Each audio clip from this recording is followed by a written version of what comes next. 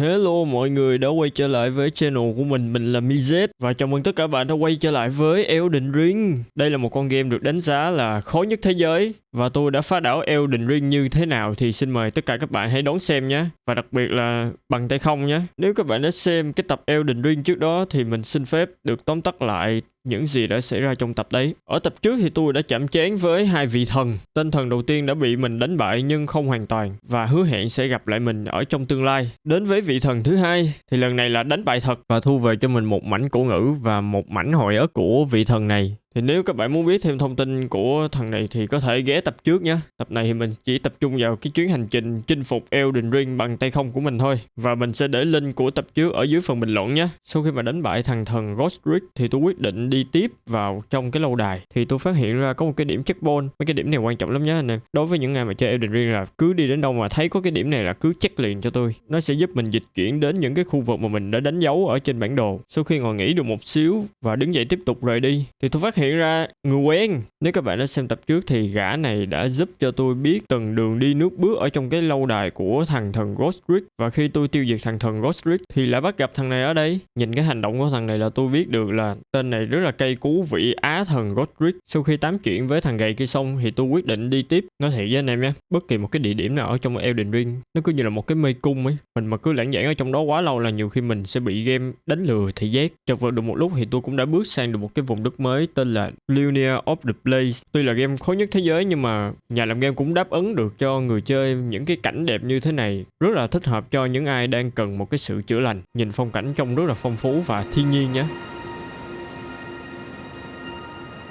Sau khi mà chiêm ngưỡng cảnh đẹp xong thì ở gần đó có một cái điểm checkpoint. Tôi lập tức chạy tới và lấy ngay cho mình điểm checkpoint này. Nhìn thoáng qua thì tôi thấy có một cái thánh địa trước mặt mình. Tôi liền ghé vô và bắt gặp vị giáo sư này. Tôi ngồi xuống để nghe vị giáo sư kể về lịch sử của cái vùng Linear of the Lake. Vị giáo sư kể với tôi rằng cái vùng đất mà tôi vừa mới đặt chân đến có một cái tòa thánh điện được cai quản bởi Renala, nữ hoàng mặt trăng. Bà là một phù thủy rất mạnh với khả năng điều khiển sức mạnh của mặt trăng. Chưa dừng lại ở đó, lão còn cho tôi biết thêm một thông tin, đấy chính là Renala, hay còn gọi là nữ hoàng mặt trăng ấy, là mẹ của Ranni, một nhân vật quan trọng khác, và mối quan hệ giữa Renala và Ranni có tác động lớn đến cốt truyện của Elden Ring. Đến đây thì lão không nói gì thêm với tôi nữa và tôi biết chắc rằng là mục tiêu tiếp theo của mình sẽ là gì. Chả biết cái ông đó ông từ đâu mà ông lại biết nhiều đến thế. Sau khi mà tiếp nhận những cái thông tin đấy xong, tôi lập tức leo lên ngựa để đi tìm đường đến cái tòa thánh điện ấy. Trên đường tôi đi cũng bắt gặp tụi cớm này. Tôi quyết định bỏ ngựa để xuống choảng với tụi này một trận, cũng nhanh đấy mà.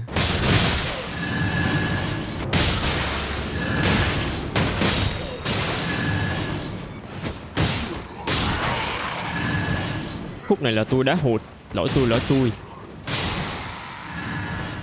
Mãi được một lúc thì cuối cùng tôi cũng đã xuống được cái vùng đầm lầy này. Nhìn thoáng qua ở dưới này sương mù rất là dày đặc anh em à. Tôi lấy luôn cho mình một cái điểm checkpoint này. Trong lúc tôi đang đi mò đường ở dưới cái đầm lầy này thì tôi thấy có một cái cổng dịch chuyển ở gần đó. Cái máu tò mò của tôi vùng lên, không thể nào mà không đi vô được. Vì thế tôi quyết định đi vào cái cổng dịch chuyển này để coi phía bên kia sẽ là gì. Bất ngờ thay là cái cổng dịch chuyển ấy nó dẫn tôi thẳng tới cái chỗ thánh điện mà tôi đang đi tìm luôn. Trời độ. Tôi lấy ngay cho mình cái điểm checkpoint ở gần đó. Xong rồi tôi tiến đến phía cổng. Nhưng mà chưa thay là cái cổng này không vô được tại vì không có chìa khóa. Nhìn sang bên trái thì tôi thấy có một cái xác chết. Lục đồ ở bên trong xác chết thì tôi lấy được một cái bản đồ. Sau khi kiểm tra bản đồ thì tôi phát hiện ra vị trí được đánh dấu ở trên cái bản đồ này chính là cái chìa khóa mà tôi đang cần. Cho anh em nào chưa biết, cái vị trí chìa khóa nó sẽ nằm ở đây, ở phía dưới đầm lầy. Sau khi đánh dấu điểm đến ở trên bản đồ, tôi lập tức phi ngựa đi thẳng đến cái chỗ đấy. Đang đi ở dưới tòa thánh điện thì tôi nghe có tiếng gì đó. Tôi rẽ vào cái hốc tối này và phát hiện ra phía bên đây là một con gấu. Người khác thì khả năng cao sẽ bỏ đi, nhưng còn tôi quyết định ở lại để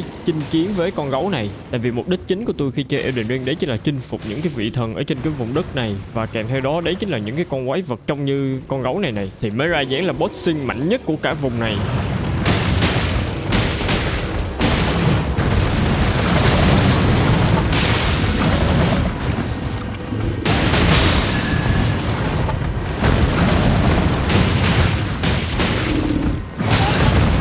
Tôi phải công nhận với anh em là đánh cái con gấu này nó phiền.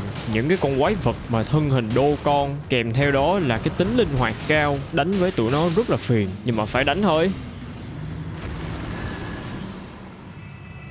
Sau khi mà đánh bại con gấu khổng lồ đấy xong, tôi tiếp tục lên đường đi tìm chiếc chìa khóa. Khi mà tôi đặt chân đến cái địa điểm mà chiếc chìa khóa được cất giấu thì tôi phát hiện ra phía trước mặt tôi là một con rồng đang ngủ. Không nói nhiều, tôi lập tức lao vô đánh với con rồng này. Ngoại hình của con rồng này trông khá lạ, không giống với những cái con rồng bình thường. Theo như tôi được biết thì điểm yếu lớn nhất của những con rồng đấy chính là hai cái chân của nó. Thì cái đấy thì tôi nghĩ là anh em cũng biết nha, chứ mình đâu thể nào chạm được đến đầu nó, suy ra là mình sẽ đánh dưới chân nó.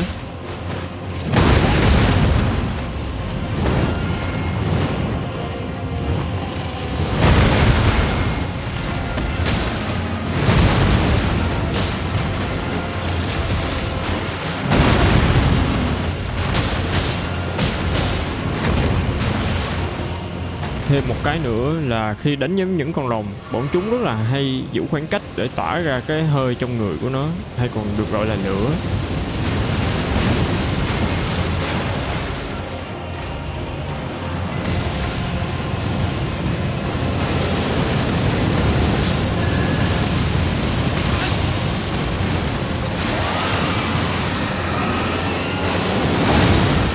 Đến đây thì con rồng nó bắn ra những cái tia gì trông giống như là phép thuật ấy. Sau khi mà chứng kiến những cái tia sáng mà con rồng này bắn ra thì tôi chợt nhận ra là con rồng này là một con rồng phép chứ không phải là những cái con rồng thông thường mà tôi thấy. Mà không sao, không gì làm khó được tay boss sinh mạnh nhất đâu.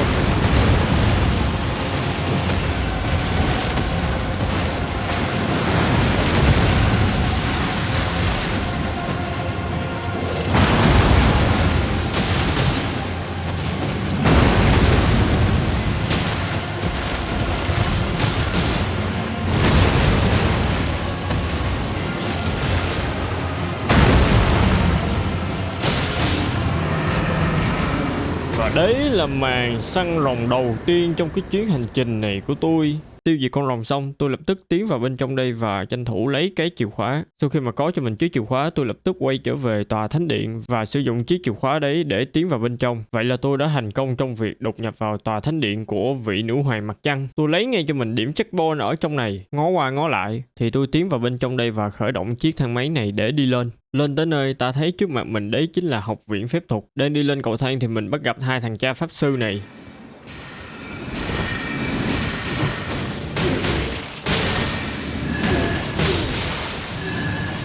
Đánh bại hai gã đấy xong, tôi lập tức mở cổng từ từ. Mấy cái cổng này phải nói là dành cho mấy người khổng lồ mở, chứ cỡ tôi là mở hơi lâu. Tôi liền lấy ngay cho mình điểm checkpoint ở trong cái tòa học viện phép thuật này. Sau đấy đang đi được một lúc thì tôi thấy có một cái đường hướng ra phía ngoài của cái tòa học viện này. Tôi lập tức đi ra và bị một pha ôm chặt lấy không buông. Tên này thì nó chỉ rút mana mình là chính, còn máu thì nó rút không nhiều, nhưng mà sẽ rất là phiền phức đối với những người chơi hệ mana. Vì thế là tôi xử luôn hai thằng bổ xương ở đây. Trong lúc đang đi tiếp thì tôi đã gặp cả một bầy sói. Tôi quyết định sẽ dẹp luôn cái động này ngay tại đây.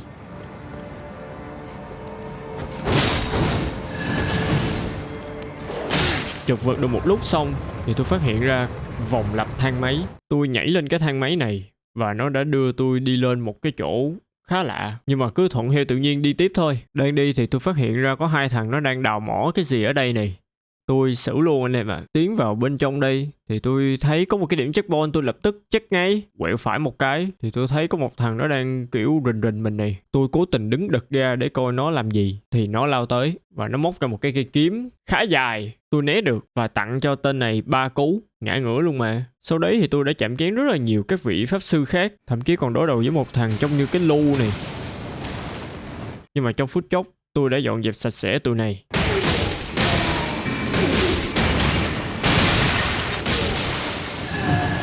Sau khi xử lý cái đám ở ngoài kia xong, đi được một lúc thì tôi phát hiện ra có một cái cánh cửa màu vàng. Nếu tôi đoán không lầm thì thường đằng sau những cái cánh cửa màu vàng này sẽ là một con boss gì đấy. Tiến vào bên trong thì đúng như những gì tôi nghĩ. Theo như tôi thấy thì đây là một con boss khá là linh hoạt trong chiến đấu, gọi là khó nhằn đấy.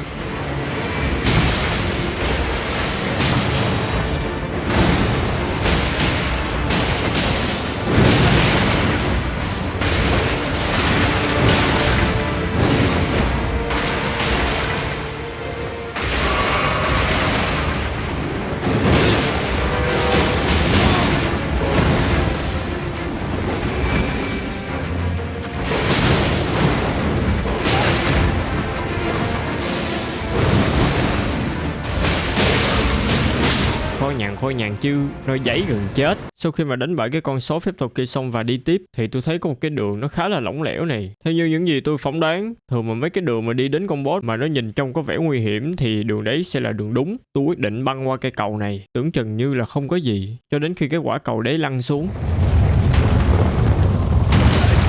Và thế là tôi bị u đầu. Rút kinh nghiệm cho lần 2. Lần này tôi tỉ mỉ hơn, tôi lách qua lách lại và đã né được cái quả cầu thứ 2.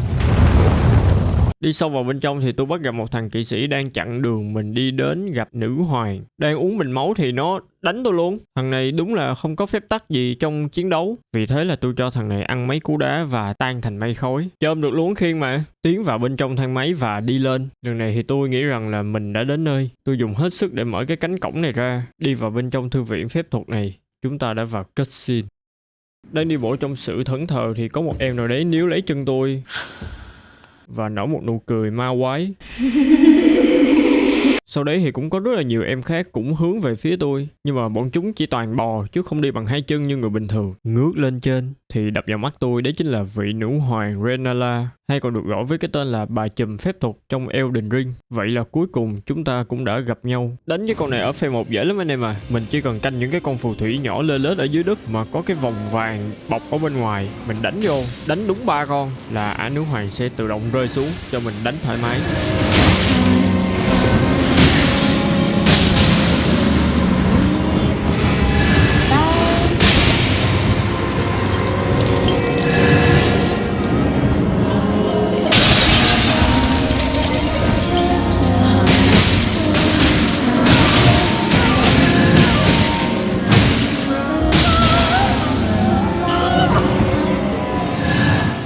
Từ đầu đến giờ quan sát thì tôi thấy bà này bà hay ôm cho mình cái quả trứng màu vàng. Thì nếu anh em nào có thắc mắc, cái quả trứng màu vàng này thì nó tên là Amber Egg, là một hiện vật huyền thoại mang trong mình sức mạnh của sự tái sinh và sự sống mới. Phase 1 khi đánh với bà này bà chưa sử dụng hoàn toàn 100% sức mạnh của mình. Thành ra mới có câu chuyện ở phase 2 là bà sử dụng sức mạnh của quả trứng để có thể bộc lộ hết toàn bộ sức mạnh của mình. Mục đích của tôi khi đánh bại bà này đấy chính là mượn quả trứng của bà để tân trang lại ngoại hình cho mình cho nó đẹp hơn ấy mà. Lần này bộ dạng của bà ta đã thay đổi sau khi bước ra khỏi cái làn khói đen phát ra từ trái trứng, và mọi thứ xung quanh tôi đã bị thay đổi hoàn toàn. Ở phase 2 khi đánh với bà này chúng ta sẽ luyện được cái khả năng né chiêu, né nhiều lắm, né đã luôn đó.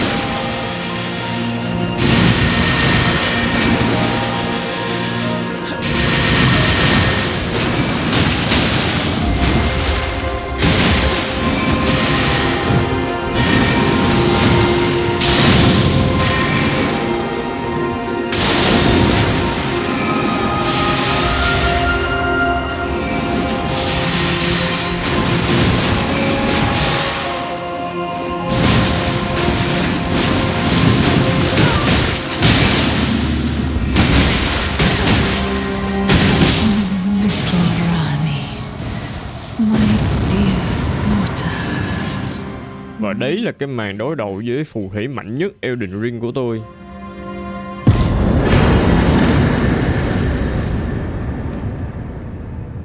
Sau khi đánh bại Renala thì bà ta sẽ không tan thành mây bụi. Như mình đã nói ở trước đó thì sức mạnh của cái quả trứng mà bà này hay ôm, đấy chính là khả năng tái sinh. Vì thế là bà này là đặc biệt hơn những cái con boss còn lại ở trong Elden Ring, là khi mà mình đánh bại là bà sẽ không tan thành mây khói mà bà vẫn sẽ ngồi ở đây. Tôi quyết định mượn quả trứng của bà này để thay đổi lại ngoại hình của mình để cho nó văm hơn. Anh em nào mà mới lần đầu chơi Elden Ring mà khi đánh bại bà này á thì đừng có vội bỏ đi, hãy đến nói chuyện với bà ta và bà ta sẽ cho mình cái quyền lợi là thay đổi ngoại hình, không giới hạn nhé, không giới hạn, suốt đời. Sau 1 tiếng thì cuối cùng tôi cũng đã có cho mình cái ngoại hình mà tôi mong muốn, để nhìn trông đô con hơn này. Nhìn kiểu nó không có bị gầy ấy. Lúc mà lần đầu tiên vô Elden Ring ấy tôi không có quan tâm đến cái chuyện là chỉnh ngoại hình, nhưng mà về sau thấy nó ốm quá với lại nó không có đẹp, thành ra là chụp vật đến đây để thay đổi là ngoại hình. Khi đến lại bên này mình sẽ nhận được một cái mảnh ray rune và một cái mảnh cổ ngữ của bà ta. Những cái mảnh cổ ngữ đó thì để tôi gom lại một lần là tôi nói luôn ở trong tương lai lai. Và từ đấy anh tóc hồng đã ra đời. Nhân tiện thì ở đây có một cái rương, nhưng mà ở thời điểm hiện tại thì mình chưa có cần cái rương này đâu. Về sau khi mà đạt đủ chỉ tiêu rồi thì chúng ta sẽ quành lại đây để lục độ ở trong cái rương này. Nhân tiện gần đó có một cái điểm checkpoint, tôi liền chạy tới và lấy ngay cho mình điểm checkpoint này. Khả năng trong tương lai mình có thể sẽ quay lại đây bất cứ lúc nào. Bây giờ chúng ta sẽ tiếp tục lên đường. Địa điểm tiếp theo mà ta cần đến đấy chính là tòa thánh điện của vị công chúa Ranni, cũng như là con của bà Renala. Thì tại sao tôi lại biết được điều đấy? Thì để trên đường đi tôi nói, trước đó khi đến bãi Renala thì tôi đã có cho mình một cuộc nói chuyện trao đổi thông tin giữa hai bên. Bà kể rằng hồi xưa bà đã cặp với một người và hạ sinh cho mình 3 người con, đồng thời cũng là á thần. Đấy chính là phù thủy Ranni, đại tướng Radan và Raikot, chúa tể của sự bán bổ. Tôi thắc mắc hỏi ngược lại bà, thế còn cha của mấy đứa nhỏ là ai? Bà trả lời đấy chính là Radagon, là một chiến binh rất mạnh và đóng vai trò quan trọng trong việc duy trì trật tự và bảo vệ Lens Between. Nhưng ông đã rời bỏ bà ta và đến bên nữ hoàng Marika, người cai trị Lens Between, và hạ sinh cho mình cặp song sinh á thần. Đấy chính là Malenia và Mekula. Nhưng trước đó nữ hoàng Marika đã có cho mình một người chồng tên là Godfrey, hay còn được gọi là Horaplus, đồng thời cũng là Elden Lord đầu tiên, và hạ sinh cho mình 3 người con. Đấy chính là Morgoth, vua điềm báo, Mord, chúa tể máu, và Godwyn. Khi Godfrey đã hoàn thành sứ mệnh của mình và không còn kẻ thù đáng kể nào để chiến đấu, Marika nhận thấy rằng ông đã trở nên vô dụng trong vai trò của một chiến binh vĩ đại. Sự bình yên và ổn định do ông mang lại khiến ông mất đi sức mạnh chiến đấu và động lực, điều mà Marika không thể chấp nhận. Từ đó, Radagon đến bên Marika và trở thành Elden Lord thứ hai. Nghe đến đây thì tôi thấy là câu chuyện nó cũng phức tạp. Mấy ông thần thì thôi không nói gì, tội cho mấy đứa nhỏ thì kiểu mẹ ơi bố đâu, bố ơi mẹ đâu, kiểu thế. Nhưng mà chưa hết, bà còn tiết lộ với tôi rằng Radagon và Marika là hai bản thể của cùng một người. Sau khi mà tiếp nhận những cái thông tin của Renala thì tôi thấy là nó phức tạp nhiều ấy. Khi mà nghe cái câu chốt của bả là Radagon và Marika là hai bản thể của cùng một người, tôi nghe cái đấy xong là tôi có thấy là nó cứ bị vô lý kiểu gì, nghe xong ngu luôn mà. Nếu mà anh em chưa hiểu, hai bản thể của cùng một người tức là một cái thân xác đó mà có đến hai cái giới tính, kiểu vậy ấy. Xong rồi thêm những cái câu chuyện yêu đương trước đó nữa, khiến cho tôi phải không còn biết phải làm gì hơn ngoài việc tiếp tục cái cuộc hành trình của mình. Thì đấy là toàn bộ cuộc trò chuyện giữa tôi và nữ hoàng Renala. Tới đây thì mình cũng đã gần đến với tòa thánh điện của công chúa Ranni. Trên đường mình đi vô thì có những cái tia sáng kỳ lạ gì trên trời nó rơi xuống, nhưng mà chỉ cần lách trái lách phải là né được rồi các bạn à. Đến nơi tôi lấy ngay cho mình điểm checkpoint này. Tiến vào bên trong thì tôi bắt gặp một cái bàn tay nhỏ xíu trông rất là đáng yêu này. Tôi liền tấn công ngay cái bàn tay nhỏ xíu này trông như một kẻ bắt nạt. Xong rồi đâu có ngờ là sau lưng lại có hai bàn tay còn to hơn cái bàn tay mà tôi vừa đánh. Thêm mấy cái bàn tay bé xíu ở dưới chặn đường tôi nữa, khiến cho tôi phải chật vật một lúc.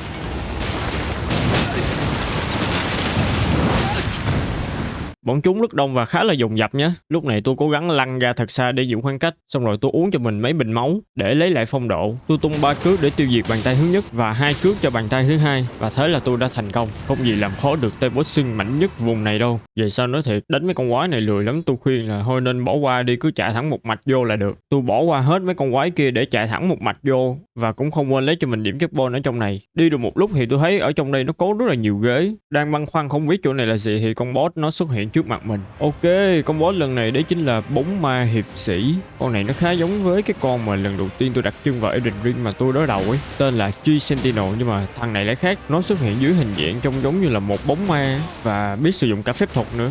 Tôi quên mất, cái tòa thánh điện này xung quanh đều là phép thuật mà, vì thế tên này sử dụng phép thuật là chuyện bình thường. Đến với thằng này chỉ cần đọc cái động tác khi mà nó vung rìu, sau khi chăm minh chuẩn thì mình sẽ lách ra đằng sau để dồn sát thương vô nó.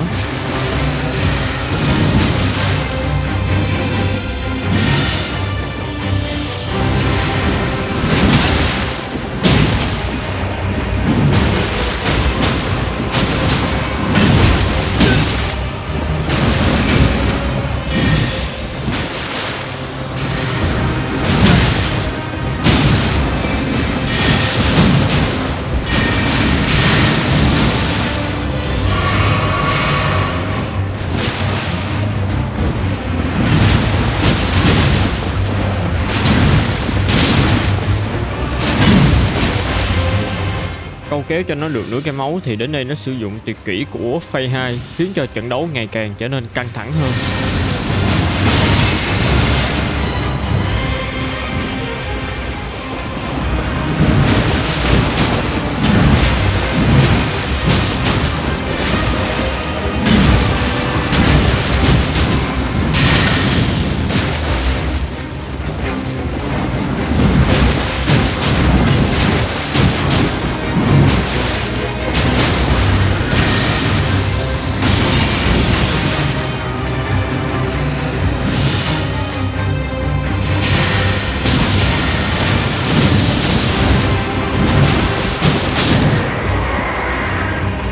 Đấy là cái màn trình diễn hạ gục bóng ma kỵ sĩ của tôi. Sau khi đánh bại tên này thì mình nhận được chiêu cung tên phép thuật của hắn. Tôi là người chơi hệ boxing mà, cho nên là không có dùng đến phép nhiều. Sau khi đánh bại tên bóng ma và tiến sâu vào bên trong thì mình thấy có thứ gì đấy đang thấp thoáng ở đằng kia. Tôi tiến lại một chút và phát hiện ra đấy là con rồng. Do là đã có kinh nghiệm đánh với con rồng trước đó, cho nên lần này tôi lao hẳn vô đánh với con rồng này và không nói nhiều. Nói là lao vô chứ cũng phải tỉ mỉ anh em mà. Con rồng này bắn ra những cái viên tinh thể định hướng vào tôi.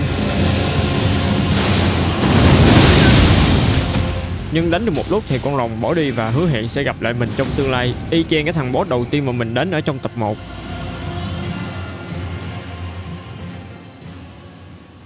Trải qua muôn vàn đau khổ thì cuối cùng tôi cũng đã đến được thánh điện của Ranni.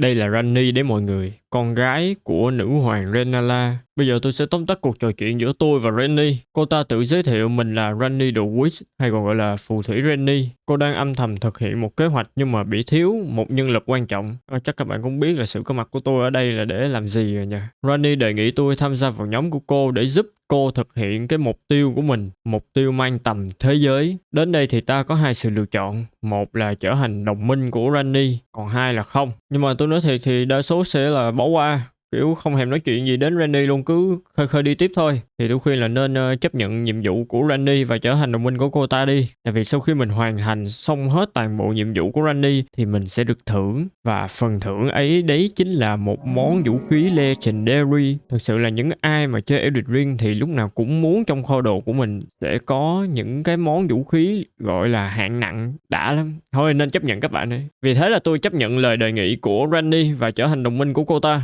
Nhiệm vụ mà Ranni giao cho tôi đấy chính là điều tra về một cái thành phố ngầm tên là Nocron Eternal City và tìm Finger Place. Đến đây thì tôi cũng hơi mông lung, tại vì thứ nhất, cô ta không có gọi là vẽ ra cho mình cái đường đi trong cái nhiệm vụ này và phải tự mình điều tra nhé. Kết thúc cuộc trò chuyện ở đây. Lúc này tôi suy nghĩ để hoàn thành được nhiệm vụ của Ranni thì nó không hề dễ dàng, nhưng mà anh em cứ làm theo tôi là được, chắc chắn là sẽ thành công. Tại vì đây là một nhiệm vụ khó và phần thưởng của nhiệm vụ đấy chính là một món vũ khí Legendary. Phần thưởng lớn tương đương với độ khó cao. Trước khi mà bắt đầu với nhiệm vụ của Ranni thì mình cần làm một số chuyện đại sự trước. Đầu tiên thì mình sẽ cần đi đến hai vị trí quan trọng ở trên bản đồ. Thứ nhất là ở cái tòa lâu đài này. Đấy, ngay đây nè. Và thứ hai đấy chính là cái tòa lâu đài ở phía này.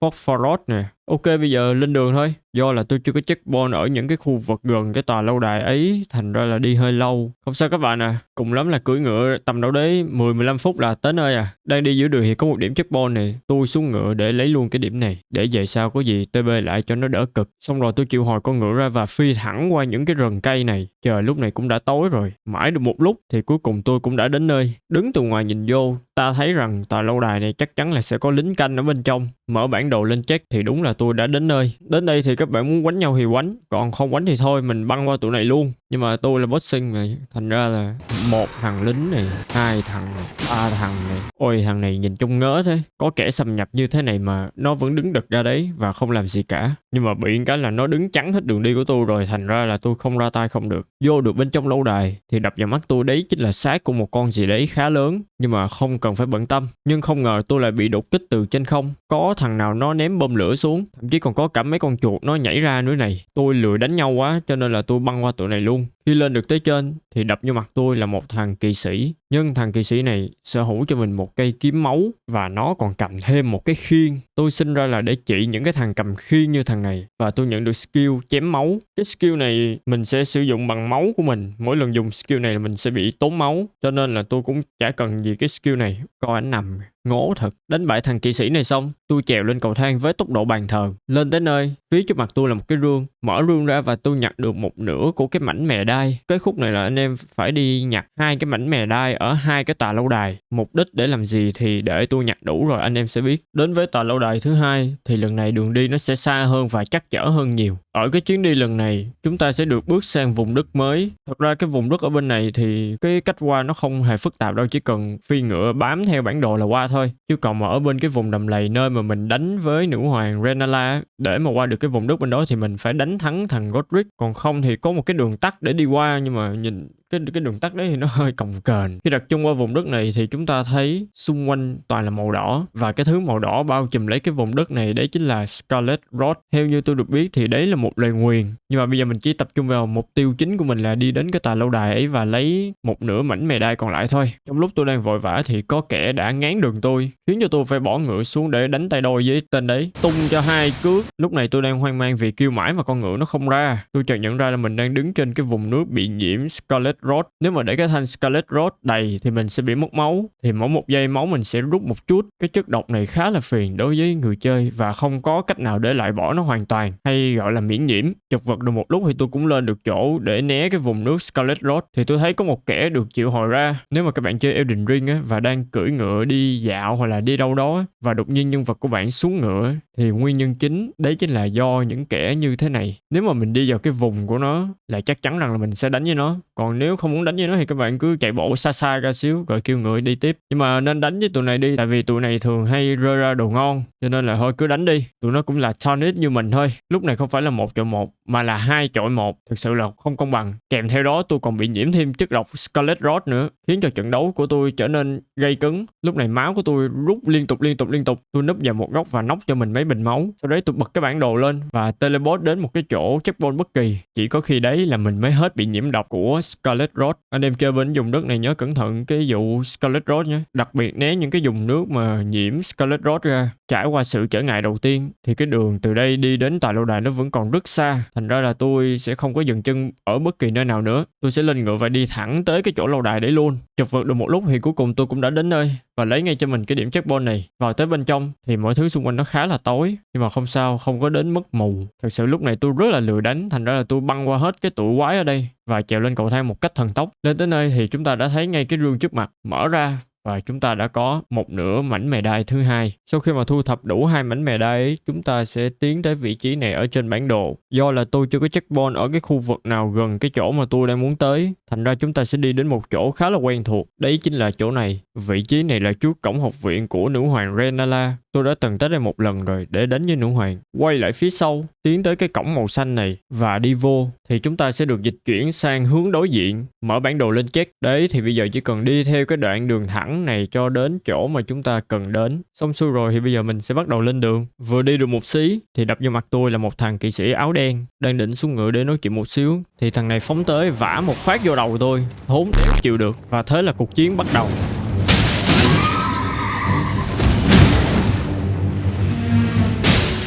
Đánh với mấy thằng cưỡi ngựa nó hay có cái trò là chạy ra thật là xa ấy, để nó lấy chớn nó lao tới mình ấy.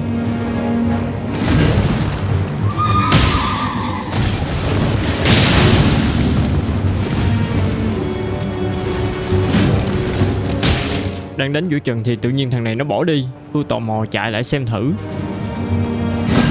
thì hóa ra là tôi bị lừa. Do là được chạy độ cho nên là tôi đã né được cái đòn hiểm của nó.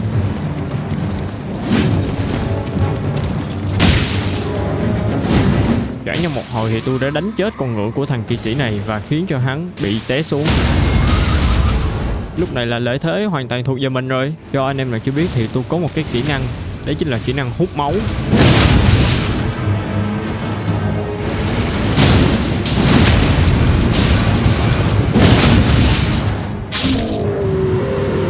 Và đấy là cái màn trình diễn hạ gục boss phụ của tôi. Đánh bại thằng này xong thì mình nhận được 2 món, một kỹ năng mới và một cây rìu. Cái thằng kỵ sĩ bóng đêm mà mình vừa mới đánh bại thì theo như tôi được biết là trong Elden Ring có tổng cộng 9 thằng và ở 9 địa điểm khác nhau. Bọn chúng thường xuất hiện vào ban đêm và tuần tra trên các con đường mình đi. Nếu anh em nào chơi mà có gặp phải thì cứ đánh đi, tại vì nó cũng rơi ra đồ ngon cho mình mà. Do tôi đang phải chinh phục cái vùng đất này bằng tay không cho nên là tôi không có sử dụng mấy cái món đồ vũ khí lặt vặt. Choảng nhau với thằng kỵ sĩ bóng đêm xong thì tôi tiếp tục lên đường. Lần này thì tôi sẽ phi ngựa thẳng tới cái chỗ đó. Cho anh em nào chưa biết mục đích của tôi đến đây là gì thì tôi xin nói luôn. Tại vì theo như tôi điều tra được, để mà đánh với thằng Á thần Radan ấy thì mình cần phải mở ra cho mình một cái vùng đất mới thì mới đánh được với thằng Radan, một trong những thằng main boss khó nhằn nhất trong Elden Ring. Và cái việc đánh bại thằng Radan cũng nằm trong cái nhiệm vụ của Ranni. Đấy là lý do tại sao tôi phải đi thu thập 2 cái mảnh mề đai để mở cho mình cái vùng đất mới này. Đến nơi tôi lấy ngay cho mình cái điểm checkpoint này, sau đấy tôi tiến sâu vào trong. Lúc này mình sẽ kết hợp 2 cái mảnh mề đai lại để khởi động cái thang máy và sau đấy đi lên. Đến Đến nơi thì chúng ta đã chính thức khám phá ra được vùng đất mới. Mở bản đồ lên kiểm tra thì mình đã thực sự là bước sang vùng đất mới rồi và chưa có một cái điểm checkpoint nào ở trên cái vùng đất này cả. Vì thế bây giờ mình sẽ đi kiếm một cái điểm checkpoint ở trên cái vùng đất này để tiện cho cái việc quay lại. Vừa đặt chân lên tới nơi thì có hai thằng lính trông rất là đô con đang canh gác ở đây. Mặc dù biết là người ta không có làm gì mình, nhưng mà mình lại thích đi đọ sức với người ta. Thành ra là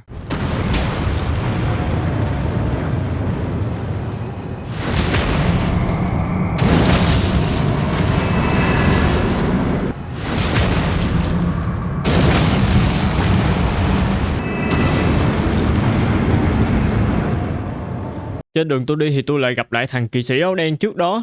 Chắc là do có duyên hay gì mới gặp lại. Không cần nói thì các bạn cũng biết là tôi sẽ làm gì.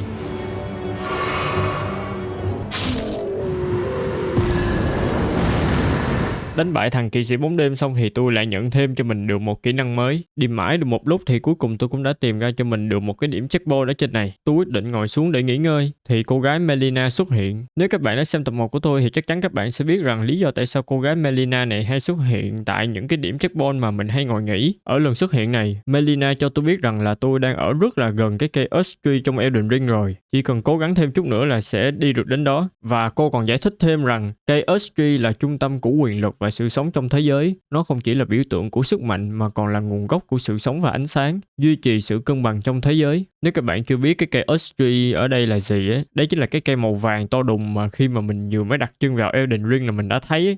Nó to lắm. Và ở thời điểm hiện tại, tình trạng của cây Earth Tree đã mục nát và suy tàn, dẫn đến sự hỗn loạn và mất cân bằng trong thế giới. Tất cả đều là do sự tan vỡ của Elden Ring và sự phân tán của các mảnh vỡ. Kết thúc cuộc trò chuyện ở đây thì tôi bắt đầu niệm lại một xíu. Tức là hồi trước, chiếc nhẫn Elden Ring chưa bị phân tán thì cái cây này nó vẫn còn rất là tươi và thịnh vượng để duy trì sự cân bằng của thế giới. Nhưng sau cái sự kiện chiếc nhẫn Elden Ring bị phân tán thì cái cây cũng dần bị mục nát. Theo như cuộc hội thoại vừa rồi thì tôi biết là vậy. Sau khi mà hoàn thành xong cái việc thu thập 2 mảnh medai và mở ra cho mình vùng đất mới thì bây giờ chúng ta sẽ đi tìm gặp và đánh với Radahn. Mở bản đồ lên check vị trí mà chúng ta đánh với Radahn sẽ nằm ở đây, ở phía dưới góc phải bản đồ. Sau khi đánh dấu xong thì chúng ta sẽ lên đường. Trong lúc tôi đi thì đã bắt gặp một con rồng đang ngủ. Tôi chưa kịp làm gì thì con rồng này nó đã thức dậy và gầm lên.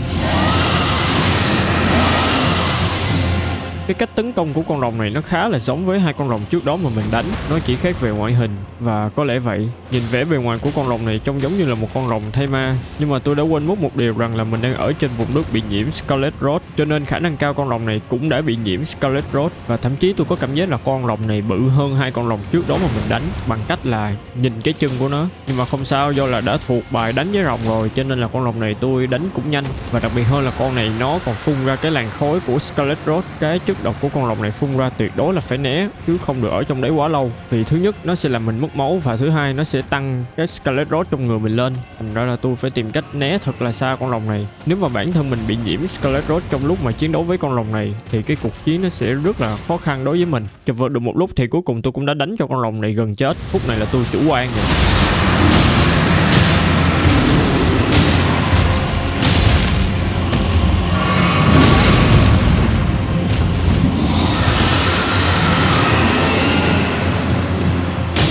Và đấy là cái màn trình diễn hạ gục con rồng zombie của tôi. Đánh xong con rồng này thì đồng thời mình cũng đã bị nhiễm Scarlet Rot và nhận được một trái tim rồng. Lúc này tôi lên ngựa và phi thẳng tới cái chỗ này và lấy ngay cho mình điểm checkpoint ở đây. Thì có một thằng lính không biết từ đâu ra đang cố ý tấn công tôi. Mình đánh với nó một hồi thì mình chợt nhận ra là mình đang bị nhiễm chất độc Scarlet Rot. Thành ra là mình không thể nào đánh thằng này ở ngay thời điểm này được. Nhưng mà không biết nhờ nguồn động lực nào thì mình đã dứt luôn thằng này và ngồi nghỉ để tránh cái Scarlet Rot. Lý do mà tôi đi đến đây là tại vì tôi vừa mới hạ gục con rồng kia. Và đồng thời chỗ này là chỗ mà chúng ta sẽ uống máu rồng để sử dụng tuyệt chiêu của những con rồng. Bây giờ mình sẽ tiến ra chỗ này, tương tác vô. Ở trong này bán những cái tuyệt chiêu của những con rồng mà mình đã đánh bại. Ví dụ như rồng lửa, rồng phép. Để mà mua được những cái tuyệt chiêu này chúng ta phải đánh đổi bằng tim của con rồng. Tim của con rồng chúng ta sẽ nhận được khi mà đánh với rồng. Tôi quyết định mua cái chiêu của con rồng mà mình vừa mới hạ gục. Mua xong chúng ta quay lại chỗ checkpoint trước đó. Bây giờ mình sẽ trang bị cái tuyệt chiêu của con rồng đấy vô. Sau khi trang bị xong, để dùng được chiêu của rồng thì mình cần có một cái nhẫn. Đấy là nhẫn dùng để xài những cái skill của game.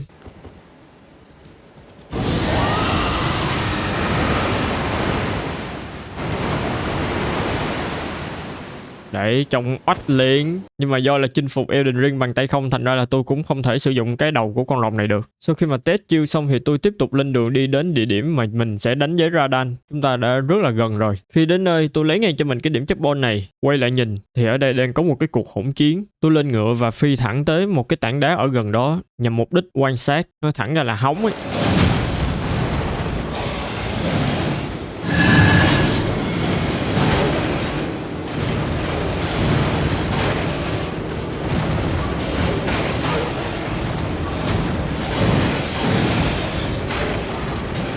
Thật sự là tôi cũng muốn tham chiến lắm, nhưng mà bây giờ mình đang có việc quan trọng cần phải giải quyết, cho nên là tôi chạy thẳng vô. Mặc dù biết là trên đường đi mình sẽ bị phục kích, nhưng mà không sao, mấy cái đó nó không có nhằm nhò gì với mình đâu. Mình tiếp tục lên ngựa và né những cái đòn tấn công đến từ phía kẻ thù. Thật ra là trước đó có một cái cổng dịch chuyển để đi thẳng vô luôn ấy, nhưng mà thôi, tôi đi đường ngựa, trên đường mình đi đã gặp rất là nhiều phiền phức các bạn à. Thật sự rất là khó chịu đối với tôi khi mà bị những cái thằng lính này nó chặn đường và phá đám. Vừa đặt chân đến cổng thành thì có một con khỉ nhảy từ trên cao xuống và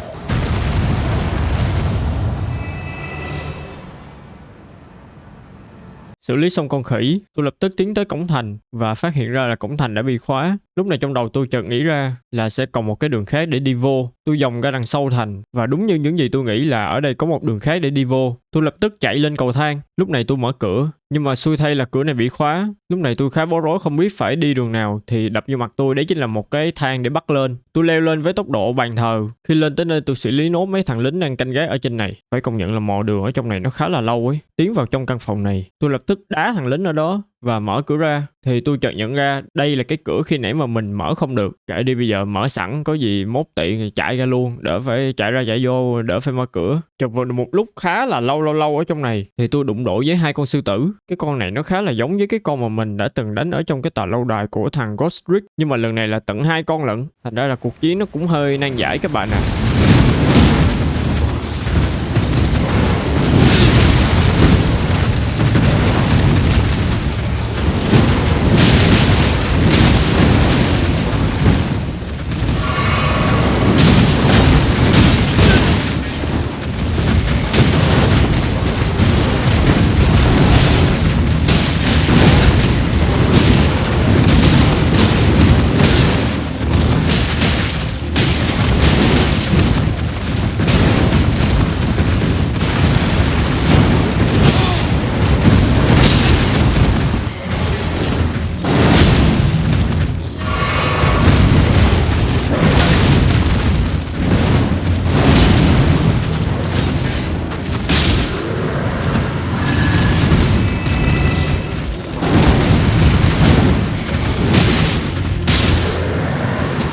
Cho dù có khó khăn đến mấy thì tôi cũng đã vượt qua được. Tiến sâu vào bên trong thì ở đây có mấy thằng nó hay chơi cái trò phun lửa này. Phiền lắm anh em à. Lúc này tôi khá quạo. Tôi lách ra đằng sau tụi này và cho tụi nó một trận. Nhưng tiện đập luôn cái máy phun lửa của tụi nó. Xong thì mình quẹo vô căn phòng này. Ở trong này có một cái điểm checkpoint. Lấy luôn cái điểm checkpoint này. Ngồi nghỉ xíu để hồi phục. Nghỉ ngơi xong, chúng ta đi tiếp. Thì đập vô mặt mình đấy chính là cái cổng màu vàng này. Và mình biết chắc là đằng sau cái cổng này sẽ có cái gì. Tiến vào bên trong thì đúng là có một thằng boss ở trong này. Thằng này trông khá là giống người sói. Đánh được thằng này tầm nửa cây thì đột nhiên có một thanh máu khác hiện lên. Lập tức có một thằng khác nó đi ra. Và lúc này trận đấu của tôi thật sự là rất là căng thẳng. Xử lý xong thằng người sói, tôi quay qua xử lý tiếp với thằng này. Nhưng thằng kỵ sĩ này là một trong những thằng kỵ sĩ khó nhằn nhất trong Elden Ring. Vì thế khúc này tôi đã chết hết một mạng. Khá là cay cú ấy chứ. Tôi không biết tại sao ở trong cái tòa thành này cái gì nó cũng double.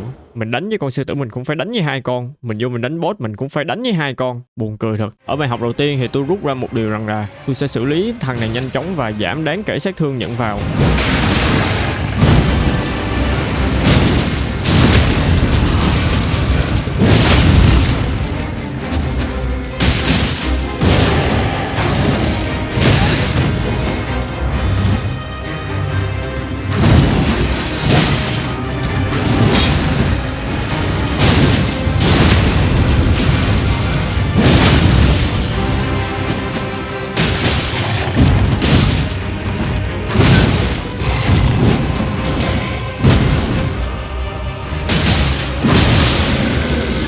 Xử lý xong thằng người sói, lúc này tôi đánh thật với thằng kỵ sĩ này. Thật sự là thằng kỵ sĩ này là một trong những thằng kỵ sĩ khó nhằn nhất trong Elden Ring. Đánh với thằng này ngang tầm đánh với main boss.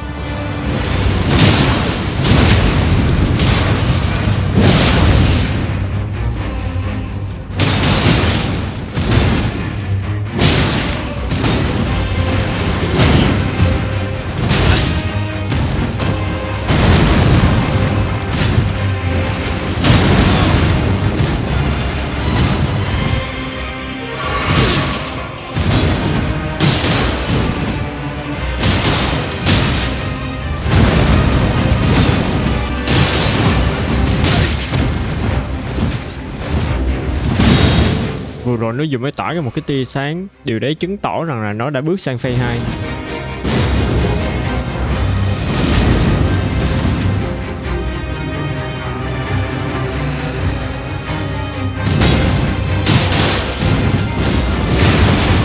Lúc này tôi sử dụng skill hút máu vô nó nhưng mà lại không được.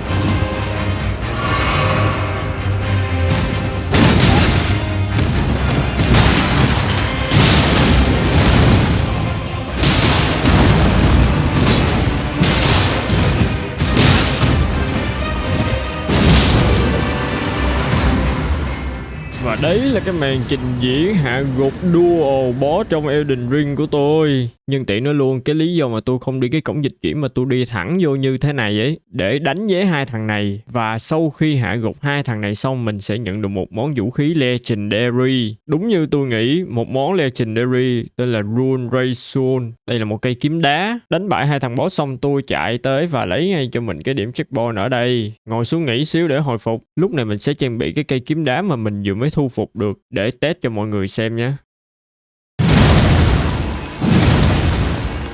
Đó, khá là nặng các bạn à. Có cả skill này. Cái kiếm đá này rất là thích hợp để cho những ai mà kiểu gây sát thương từ xa nhé.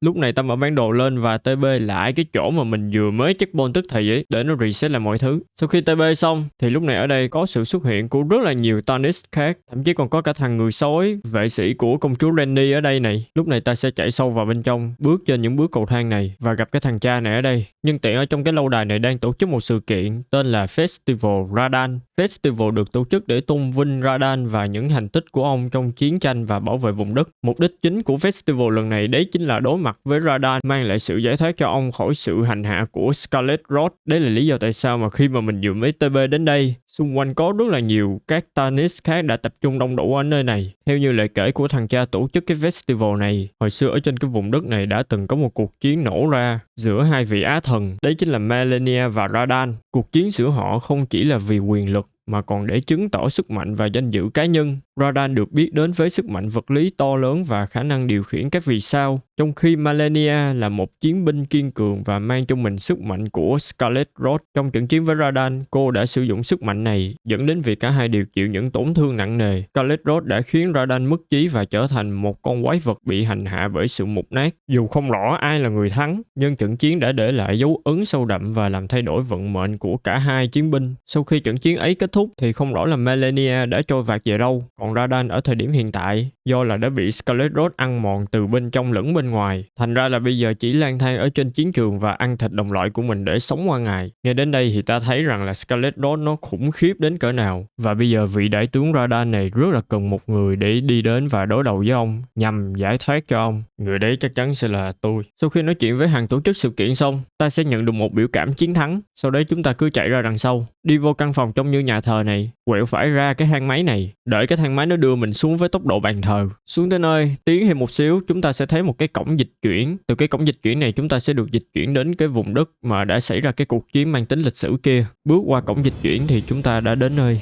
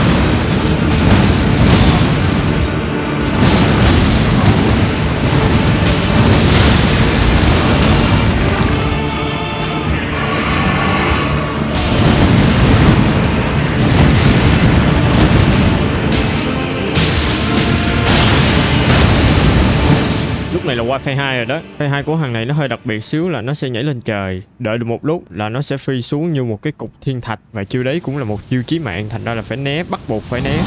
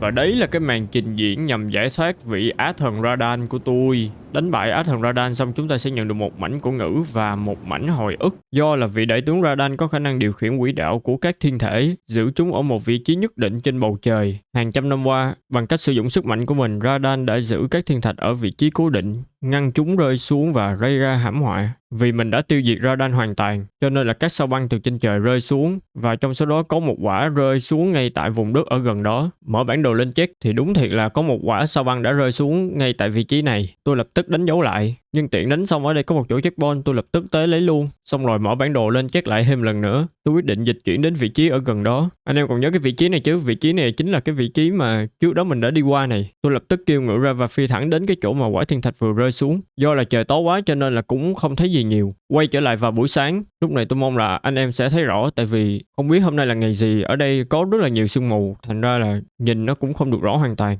Đến đây tôi phi ngựa thẳng xuống dưới và tiến vô trong. Ở trong đây mọi thứ có vẻ khá là đổ nát. Tôi bắt cô xuống dưới, tiến vào bên trong. Thì đây chính là thứ mà chúng ta đang tìm kiếm. Đấy chính là Nokron Eternal City, một thành phố ngầm. Vậy là từ cái việc thu thập những cái mảnh mề đai cho đến việc tiêu diệt Radan, và sau đấy bắt đầu có sự kiện thiên thạch rơi. Trong số đấy đã có một quả rơi xuống vị trí này, và bất ngờ thay đấy chính là vị trí mà mình đang tìm đến. Mọi thứ đều nằm trong nhiệm vụ của Ranni hết. Lúc này tôi cố gắng bắt cô xuống dưới thì tôi thấy có một con trông giống như là một con slime màu đen. Ôi tụi này khá phiền nhá. Đến đây thì tôi bị chết hết một mạng xàm.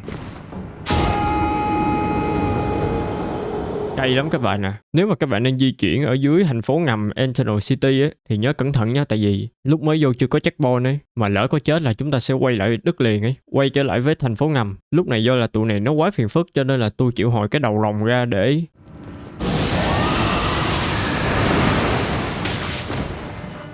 mà tụi nó vẫn ráng gây ra phiền phức cho tôi thì là khó chịu. Lúc này là mình đi một mạch vô tới tận sâu bên trong luôn. Mãi một lúc thì cuối cùng cũng có một cái điểm checkpoint. Sau khi lấy điểm checkpoint xong thì tôi tiếp tục di chuyển xuống dưới. Tại vì mục đích mình xuống đây là để tìm cái finger place cho công chúa Ranni, cho nên là tôi không thể nào ngừng di chuyển được. Chụp vật mãi thì tôi cũng thấy có một cái khe để đi xuống này. Đi ra được tới đây thì tôi thấy là cái view ở dưới đây nó cũng đẹp. Nhìn qua bên phải thì nó là một cái cổng để vô đánh boss. Tôi cố gắng xử lý những cái vật cản đường mình và cái đống slime nhầy nhụa ở đây. Sau đấy tôi tiến đến cái cổng này. Cái cổng này rất là khác so với những cái cổng trước đây mà mình gặp nhé. á. Tôi cảm giác cái cổng này nó to hơn những cái cổng trước đây nhiều luôn ấy. Nhưng mà có lẽ tôi đã đoán được cái thứ ở bên trong đấy sẽ là con boss gì. Con boss này nó tên là Mimikyu. Con boss nó sẽ y chang mình, tức là mình cầm vũ khí gì thì nó sẽ cầm vũ khí y chang như thế. Lúc này tôi có một sáng kiến, đấy chính là mở ba lô ra, tôi sẽ cất hết những món vũ khí của tôi đi và sau đấy tiến vô bên trong. Thì đúng như rằng là con boss nó y chang mình thật, nhưng mà do là tôi đã cất vũ khí rồi, thành ra cái lúc mà nó spam ra á, trên tay nó cũng không có cái món vũ khí nào hết đấy. Bây giờ là màn trình diễn giữa hai thằng tay không choảng nhau này.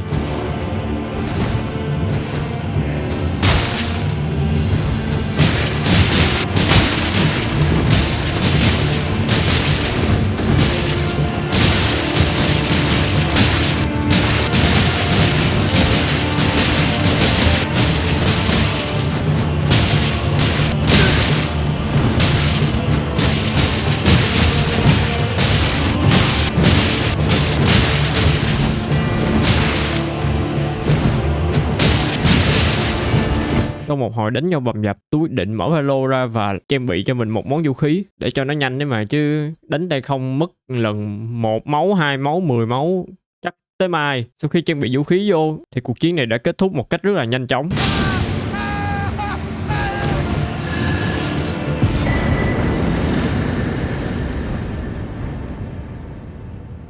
Đánh bại bản thân mình xong, tôi lập tức chạy tới đây và lấy ngay cho mình cái điểm checkpoint này. Lúc này ta sẽ lên ngựa và đi thẳng hết cái đoạn đường này. Thật ra là nửa đoạn đường thôi các bạn à, đừng đi hết. Đi hết là đi xuống giật ấy. Tới đây ta quẹo trái và tiến thêm một xíu nữa. Khúc này các bạn phải đi cẩn thận nhé, kẻo té. Cái chỗ mà mình cần đến nó nằm ở phía bên trái ngay đây này. Ngay cái chỗ mà mình phát hiện ra cái điểm checkpoint này. Sau khi lấy checkpoint xong, chúng ta sẽ nhảy xuống. Cái đoạn này các bạn phải sử dụng kỹ năng bắt cua của mình thì mới có thể vượt qua được. Do là hồi trước tôi cũng chơi nhiều game bắt cua ấy, cho nên là băng qua được cái khúc này nó cũng chỉ là một cái chuyện gì đó nó dễ dàng thôi. Sau khi bắt cua xong, chúng ta sẽ đi qua cái đoạn này. Để trước mặt mình là cái chỗ mà mình đang cần đến đấy. Không nói nhiều, tôi tiếp tục di chuyển một cách nhanh chóng, nhưng tiện chỉ cho anh em luôn là ở trong cái khu vực này có một cái món đồ rất là ngon. Bây giờ chúng ta sẽ tiến vào bên trong đây, sử dụng chìa khóa tên là kiếm đá, sau đấy gắn vào cái con này, rồi cái cổng này nó sẽ mở ra. Bây giờ việc của mình chỉ cần đánh bại cái thằng này là được. Sau khi đánh bại thằng đấy xong, mở rương ra, chúng ta đã nhận được Mimikyu. Nếu mà trong lúc chiến đấu, đặc biệt là đánh với những cái con boss phụ hay boss chính, thì chúng ta có thể sử dụng cái con Mimikyu này để triệu hồi ra bản thân mình. Tính ra là 2 đánh 1 ấy, nhưng mà tôi sẽ sử dụng vào những cái tình huống đặc biệt thôi. Sau khi lấy cho mình cái Mimikyu xong, chúng ta sẽ đi tiếp. Tôi cảm giác là đi ở trong này chả khác nào mà mình đang đi một cái mê cung, mãi mới ra được cái điểm checkpoint ở ngoài này. Lấy ngay cho mình cái điểm checkpoint này và tiến sâu vào bên trong đây. Trong này có rất là nhiều con slime nhé. Tôi khuyên là các bạn đừng đánh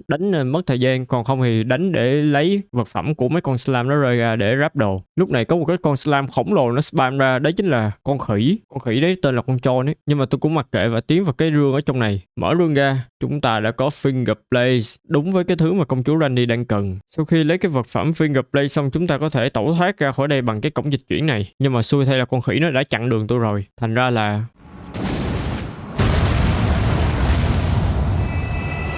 xử lý xong con khỉ thì chúng ta sẽ bước sang cái cổng dịch chuyển này. Nó sẽ đưa chúng ta quay lại cái chỗ khi nãy. Biết vậy thì mở bản đồ lên TB hẳn rồi. Lúc này chúng ta sẽ quay về thánh điện của Randy và đưa cho cô ta cái finger blade. Sau khi đưa finger blade cho công chúa Randy xong, cô ta sẽ đưa mình một cái đồng hồ cát. Tác dụng của cái đồng hồ cát này đấy chính là đảo ngược cấu trúc bên trong một ngôi nhà. Nếu mà các bạn chưa hiểu tác dụng của cái đồng hồ cát này thì bây giờ mình sẽ cho các bạn thấy. Sau khi có trong tay cái đồng hồ cát thì chúng ta sẽ đi đến vị trí này ở trên bản đồ, tên là Carrion Study Hall. Do là tôi chưa có checkpoint ở gần cái khu vực ấy, thành ra là phi ngựa đi hơi lâu. Mãi được một lúc thì cuối cùng mình cũng đã đến nơi. Lấy ngay cái điểm checkpoint ở trong này. Đây các bạn có thể thấy là mọi thứ bên trong nó đang rất là bình thường nhé. Bỏ qua tủ lính và đi tiếp. Lên tới được cái tầng này xong rồi mình sẽ leo cầu thang lên đây. Lúc này nó sẽ có một điều khiến cho chúng ta cấn, đấy chính là không có cách nào để đi được lên cái chỗ kia. Thành ra là bây giờ chúng ta sẽ sử dụng cái đồng hồ cát để đảo ngược cấu trúc ở bên trong cái tòa nhà này lại. Quay trở về điểm bắt đầu. Bây giờ chúng ta sẽ đặt cái đồng hồ cát lên trên đây. Mọi thứ rung chuyển rất là dữ dội. Sau khi xong và quay trở ngược lại vào trong. Đấy, lúc này các bạn có thể thấy là mọi thứ bên trong nó đã đều được đảo ngược lại hết. Lúc này chỉ cần sử dụng kỹ năng bắt cua với thêm cái tài nghệ khéo léo là chúng ta sẽ đi qua được cái khúc này thôi. Đừng có bận tâm về mấy con quái, kệ nó đi. Tới đây thì ta sẽ nhảy xuống cái lồng đèn này và nhảy xuống những cái thanh gỗ này. Tiếp tục là nhảy xuống đây.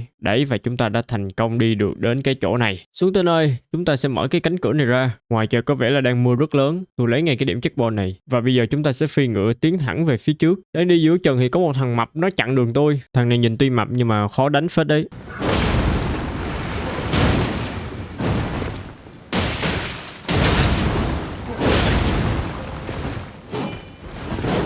Đánh được một lúc thì cuối cùng nó cũng đã chuyển sang phase 2. Lúc này cái bụng của nó phình to ra và lăn mấy vòng liền, khiến cho tôi mém xíu chóng mặt.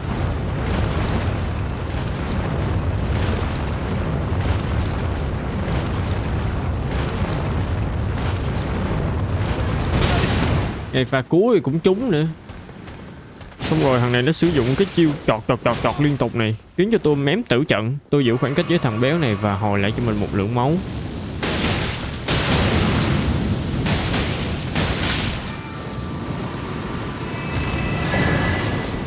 Đánh xong thằng này mình nhận được bộ đồ của nó này. Nhưng mà thôi, mặc vô nhìn béo lắm. Ta tiếp tục tiến thẳng về phía cuối con đường. Mở cái cánh cổng này ra, đi vào bên trong, khởi động cái thang máy này và đi lên. Lên tới nơi, ta chạy ra ngoài này sẽ có một cái điểm checkpoint, đừng quên lấy. Xong rồi ta tiến thẳng lên trên và ta sẽ nhặt được một món vật phẩm Skirmard of Death. Cái công dụng của cái món này thì mình cũng không rõ, nhưng mà mình phải nhặt tại vì nó là một phần không thể thiếu để hoàn thành nhiệm vụ của Ranni. Bây giờ chúng ta sẽ tiến đến cái tòa thánh điện này ở trên bản đồ. Cái tòa thánh điện ấy nó gần với cái tòa thánh điện của công chúa Ranni ấy. Thành ra là tôi sẽ TP đến tòa thánh điện của Ranni và phi ngựa chạy qua bên đó. Tới đây chúng ta sẽ trèo cầu thang lên. Quay lại sau lưng thì phía sau mình là một cái rương. Nhưng mà anh em hãy cẩn thận nhé. Khúc này là không khéo là té như chơi đấy, nhưng mà không chết, hơi phiền thôi. Mở cái rương ra chúng ta sẽ nhận được bộ đồ của Ranni. Mặc vô thử thì đúng là bộ đồ của Ranni thật. Nó thiệt chứ mặc cái bộ này đi chiến đấu thì chắc cười chết. Tiến lên phía trên, ở đây có một cái cổng dịch chuyển. Bước vào cái cổng dịch chuyển này, chúng ta sẽ được dịch chuyển đến con sông. Tiến lại gần đây chúng ta sẽ nhặt được mô hình của Ranni, một con búp bê bé xíu ấy mà. Ở gần đấy cũng có một điểm checkpoint. Lúc này tôi chạy tới và lấy ngay cho mình điểm checkpoint này và ngồi xuống nghỉ. Lúc này chúng ta có thể nói chuyện với Ranni này. Đến đây thì mình cũng gần kết thúc nhiệm vụ của Ranni rồi. Sau khi nói chuyện với Ranni xong, ta tiến sâu vào bên trong thì ta sẽ bắt gặp một con chuồn chuồn đang dội ngược đầu xuống. Con này cực kỳ phiền nhá. Con này bắt buộc là anh em phải núp nhá. Cứ lâu lâu là nó sẽ thả ra mấy cái viên thiên thạch màu tím target vô mình. Thành ra là tôi phải núp một xíu. Tôi nhân thời cơ lúc mà nó bị sao nhãng, tôi lập tức tiến tới và dứt điểm luôn con này. Cái đầu nó treo cao gì mà tôi không biết sao tôi vẫn đánh tới. Vậy mới hay. Đánh cái con chuồn chuồn đó xong chúng ta sẽ đi sâu vào bên trong. Ở trong này cũng có mấy con kiến lửa này, nhưng mà kệ đi. Sự xuất hiện của tụi nó cũng chỉ là ngán được mình thôi. Đi được một lúc thì ta sẽ thấy ở đây có một cái thánh điện. Vào trong ta thấy cái view ở đây là một cái view triệu đô. Và cũng đừng quên lấy cái điểm checkpoint ở đây. Lúc này chúng ta sẽ đi ở dưới chứ đừng có đi vô cái thánh điện nhé. Đi vô cái thánh điện là nó hơi nhầm đường ấy. Nhưng mà nếu mà các bạn muốn, các bạn có thể vô cái thánh điện và loot đồ ở trỏng. Đồ ở trỏng thì nó sẽ có một cái món talisman tên là Moon of Noctella. Tác dụng của cái món phụ trợ này đấy chính là nó sẽ tăng cho mình thêm một cái ô để chứa tuyệt chiêu ấy. Lúc này ta tiếp tục đi cái con đường ở dưới, cứ kệ tụi quái đi, đánh với tụi nó phiền phức lắm, tốn máu. Vô trong đây chúng ta sẽ khởi động cái thang máy này và đi xuống dưới. Xuống tới nơi chúng ta lấy ngay cho mình cái điểm checkpoint ngay đây. Từ cái vị trí checkpoint này chúng ta sẽ đi thẳng vô bên trong. Tại vì ở dưới đây nó nhiều đường đi lắm, cho nên là anh em cứ đi theo lời của tôi để hoàn thành nhanh nhiệm vụ của bà Ranni. Sau khi đi qua cái hang nhỏ xíu thì chúng ta sẽ bắt gặp thằng người sói, một trong 3 cận vệ thân cận của Ranni. Nhưng mà không biết tại sao mình lại đánh với thằng này ở đây, cho nên là muốn chơi à. The two fingers that Rani the witch cometh to rend thy flesh with a fateful wound ne'er to heal.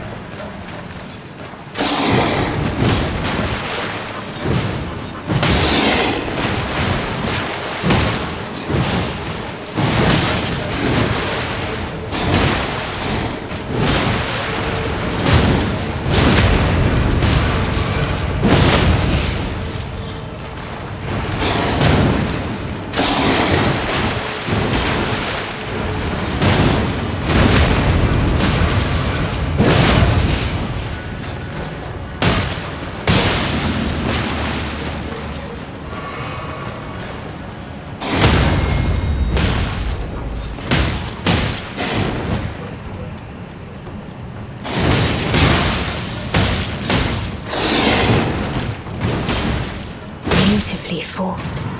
My thanks. 'Twas more of a challenge than I envisioned.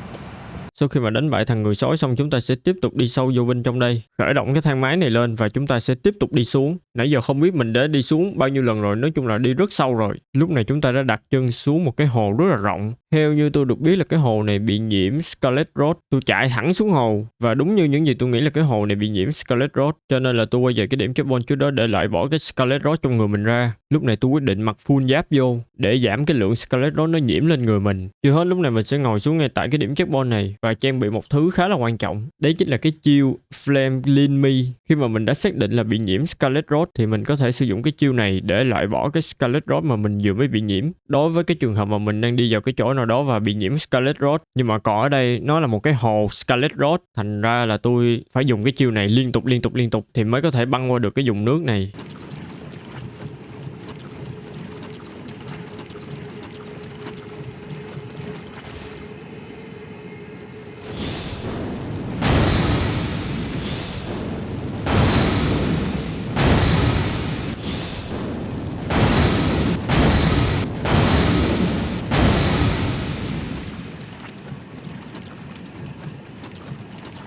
Trời, lúc này đi lộn chỗ nữa trời.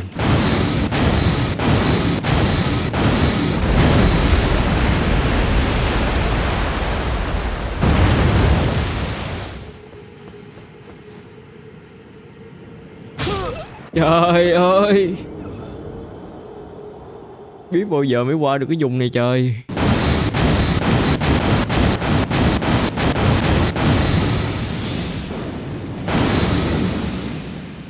Bơi được một lúc thì cuối cùng cũng có chỗ để cho mình đứng. Tôi phải công nhận là băng qua cái hồ này nó không khác gì mình đang đi đánh với một con boss hết. Tới nơi thì tôi quyết định đổi giáp, nhìn cho nó đỡ nặng nề ấy, di chuyển cho nó nhanh. Tiến sâu vào bên trong, chúng ta lấy ngay cho mình cái điểm checkpoint ở đây. Sau đấy ngồi xuống nghỉ để hồi phục. Ngay cái khúc này chúng ta phải bắt cua xuống này. Anh em nhớ là bắt cua từ tốn thôi nhớ, chứ đừng nhảy thẳng xuống. Ở dưới đây có những cái con gì trông rất là phiền phức này, tôi không biết phải gọi tụi này là tụi gì, nhưng mà tụi này có một cái chiêu rất là khó chịu, nghĩa là tụi nó sẽ bắn một chục cái tơ ấy và target thẳng vô mình luôn ấy, khó chịu cực. Tôi tính chạy vô trong đây để lấy hai cái món đồ ấy, nhưng mà đột nhiên có con gì đấy nó to lắm, nó xuất hiện ngay đằng sau cái thác nước này. Tôi thề với mọi người luôn, con này tôi không biết nó phải là boss hay không, nhưng mà nó có ngoại hình của một con boss đấy, và đánh với con này nó rất là chật vật nhá. Tại vì con này là một cái con nó chỉ toàn sử dụng những cái chiêu liên quan đến Scarlet Rot, thành ra là đánh với con này rất là mất thời gian. Và thứ hai là con này khá là khó nhằn ấy, mặc dù nó không phải là boss chính, nó chỉ là một con boss bình thường ấy, mà nó rất là khó nhằn. Đánh với con này cả buổi, sau một hồi chật vật thì cuối cùng tôi cũng đã hạ gục được con này.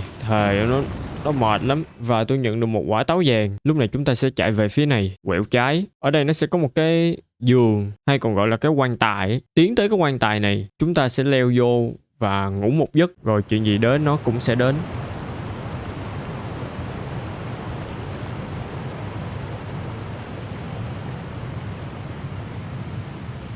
Sau khi tỉnh dậy thì tôi đã ở một cái địa điểm khá là lạ, tôi cũng không biết đây là đâu. Tiến vào bên trong thì tôi thấy có một cái cổng màu vàng. Lúc này tôi chợt nhận ra là mình sắp sửa đối đầu với cái gì. Bước qua cái cổng màu vàng thì cứ y như rằng là những gì tôi nghĩ trước đó nó sẽ đều đúng. Đây là một con chuồn chuồn ngoài không gian nhé. Con chuồn chuồn này nó thuần đánh xa, thành ra là cái việc mình tiếp cận nó cũng hơi khó khăn. Bắt buộc là các bạn phải né những cái chiêu chí mạng của nó. Đến đây thì tôi bị dính luôn chiêu chí mạng của nó rồi, thành ra là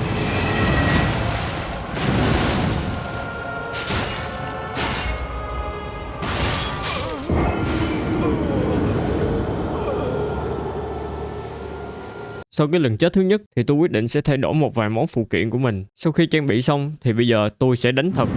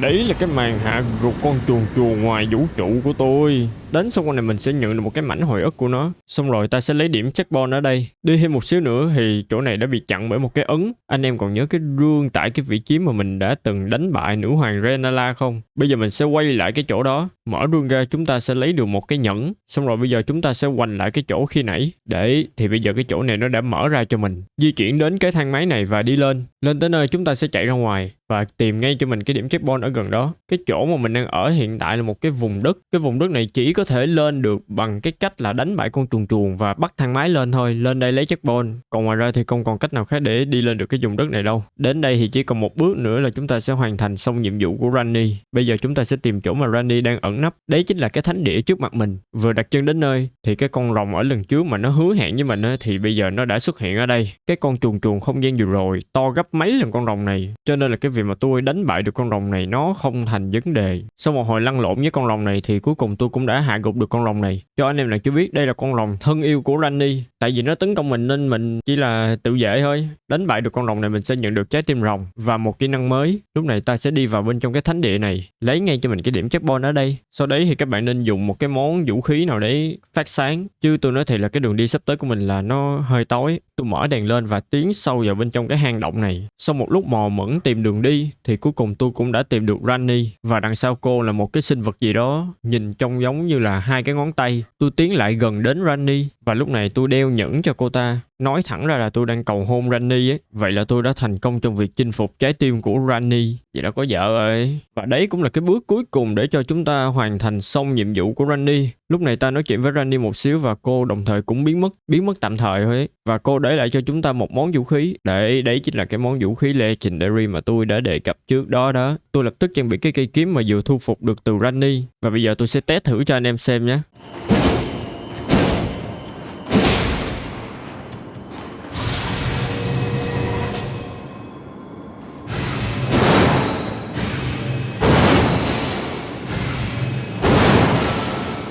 Ôi, quá đã.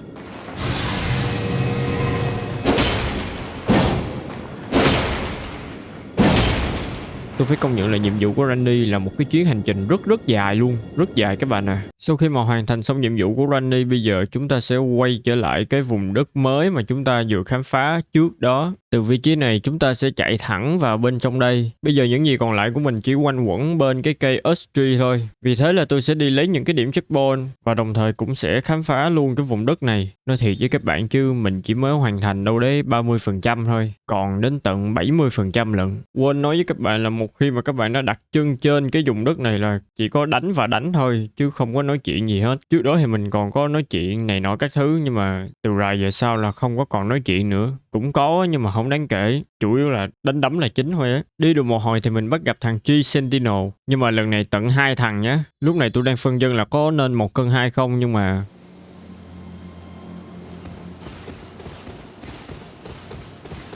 đến đây phải sử dụng con Mimicry thôi các bạn ơi.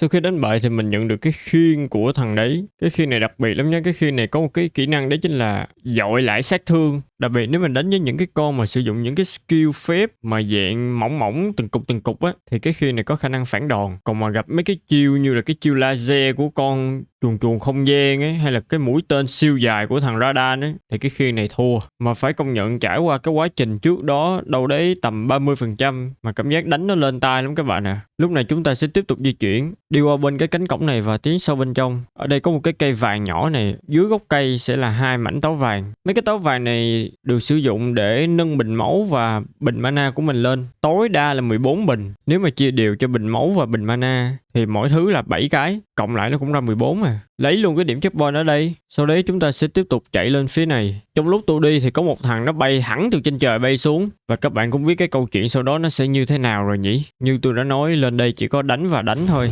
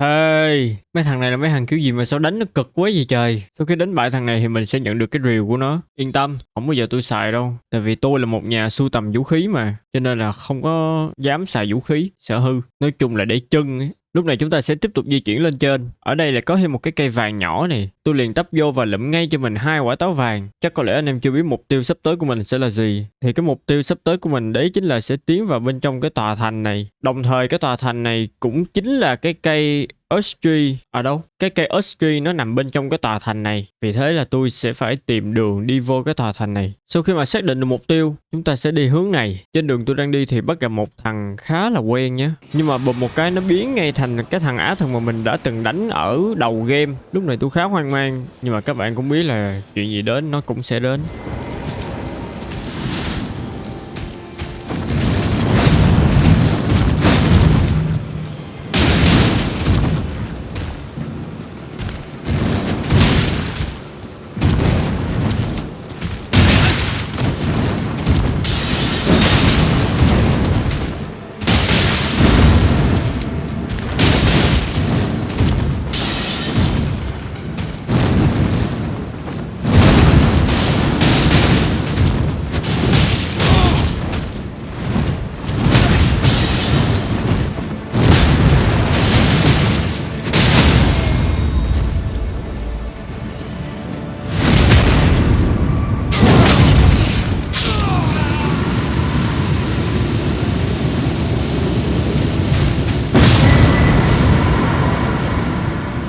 Sau khi mà đánh bại cái thằng giả dạng này xong thì mình nhận được một cái talisman. Cái món phụ kiện này nhằm tăng thể lực của mình lên, là cái thanh màu xanh lá ở dưới cái thanh mana ấy. Cái đấy là cái thanh thể lực của mình ấy, hay còn gọi là thanh stamina ấy. Đánh xong cái thằng giả dạng này tôi liền chạy tới và ngó nó. Thằng này quen lắm. Nếu anh em coi lại cái đoạn đầu video á, anh em sẽ thấy cái thằng này ở trong cái tòa thành của thằng Godric, và tên đấy đang đạp đầu xác của thằng Godric, theo như tôi nhớ là vậy. Mà thôi kệ đi. Lúc này chúng ta sẽ tiếp tục lên đường. Đang đi thì tôi thấy có một cái điểm checkpoint và lập tức tôi lấy luôn cái điểm checkpoint này. Sau đấy là chúng ta sẽ cưỡi ngựa đi mây về gió. Do là cái cổng trước của tòa thành nó không có mở được, thành ra là mình phải bọc sang đường sau để mình đi. Tôi chỉ mong là ở đằng sau cái tòa thành này sẽ có một cái đường vô. Không có nữa rồi chúng ta sẽ tiếp tục đi ngựa về gió. Sau vài giờ đồng hồ cưỡi ngựa thì cuối cùng tôi cũng đã đi được đến cái chỗ này. Đúng như tôi nghĩ là cái tòa thành này có một cái đường sâu để đi vô, nhưng mà lại bị chặn bởi một thằng trông giống như cái thằng truy Sentinel trước đó, nhưng mà nhìn thằng này nó kiểu nó cao cấp hơn ấy. Xong rồi tôi cũng vô tôi đỏ sức thử với thằng này, tại vì cũng là lần đầu tiên gặp cái thằng truy Sentinel nó cao cấp như thế này, thành ra là tôi cũng chưa biết chiêu của nó sẽ như thế nào. Trước mắt là thấy được con ngựa của nó phun lửa này, và thậm chí tên này còn có thể triệu hồi ra sấm sét nữa,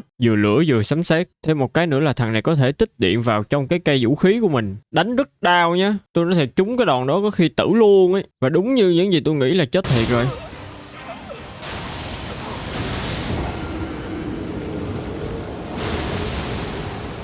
Sau cái chết vừa rồi, tôi đã nắm được kha khá chiêu của thằng đấy, và bây giờ tôi sẽ đánh thật cho mọi người xem.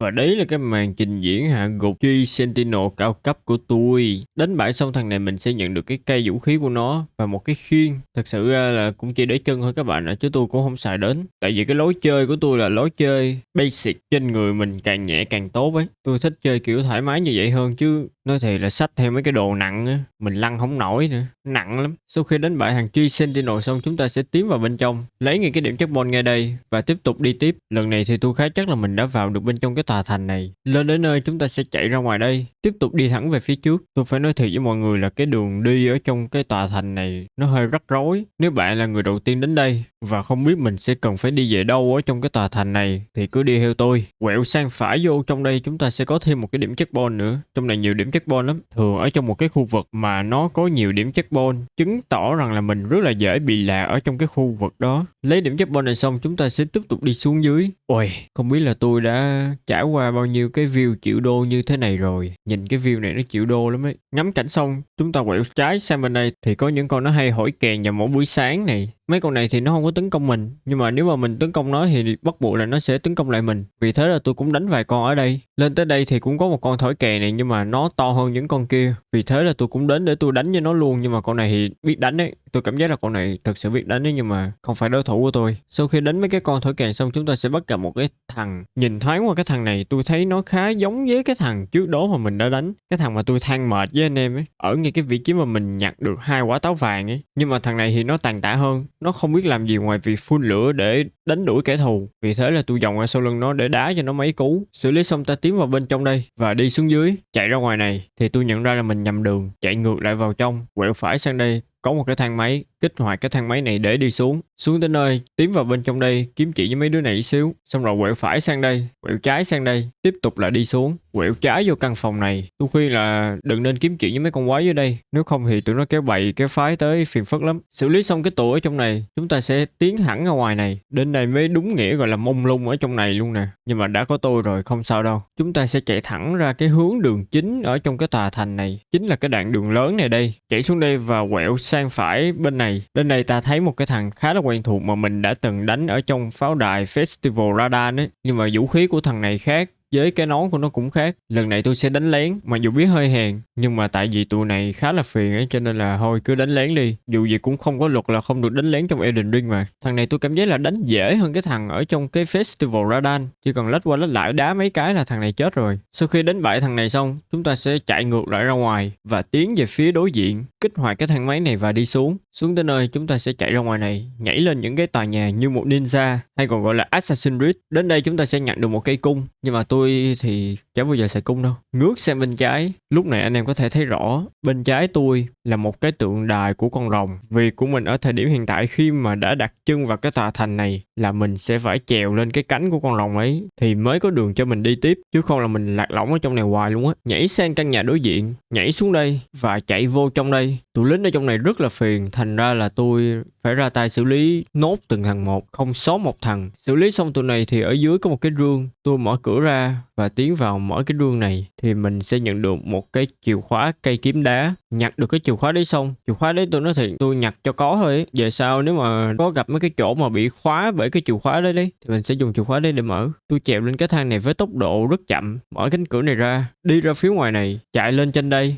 Ở đây lại có thêm một cái điểm checkpoint này. Check một cái, lúc này là tôi đang ở rất là gần cái cánh của con rồng rồi. Bây giờ chúng ta sẽ chạy tiếp vô trong đây. Thì lần này chúng ta vẫn sẽ quay lại cái đường chính, nhưng mà lần này có thêm một con boss nữa lại xuất hiện. Theo như tôi được biết thì cái con boss này tên là Earth Tree Avatar. Tại vì mình đang ở trong cái tòa thành này và trong tòa thành này có cái cây Earth Tree. Cái cây Earth Tree đó là cái cây lớn nhất ở trong cái vùng đất này. Thì thường là ở những cái vùng đất lân cận cũng sẽ có một cái cây Earth Tree. Nó tên là Mineral Earth Tree. Nó cũng to nhưng mà không có to bằng cái cây Earth Tree chính ở trong cái tòa thành này. Và thường ở dưới những cái Mineral Earth Tree sẽ có những cái con boss như thế này, nó canh gác ở dưới. Việc của mình là tiêu diệt những con boss ấy để nhận vật phẩm thôi. Diệt hay không diệt là nằm ở các bạn. Chật vật mãi được một lúc thì cuối cùng tôi cũng đã hạ gục được cái con boss này. Và tôi nhận được một cái Law Rune, cái vật phẩm vừa rồi dùng để quy đổi ra tiền ấy, để xài. Đánh bại thằng boss vừa rồi xong chúng ta sẽ quẹo vô trong đây và đi xuống dưới. Đi thẳng ra ngoài này luôn. Quẹo trái, đi thẳng tiếp và bị phục kích. Anh em phải thật sự là cẩn thận với tụi này nhé.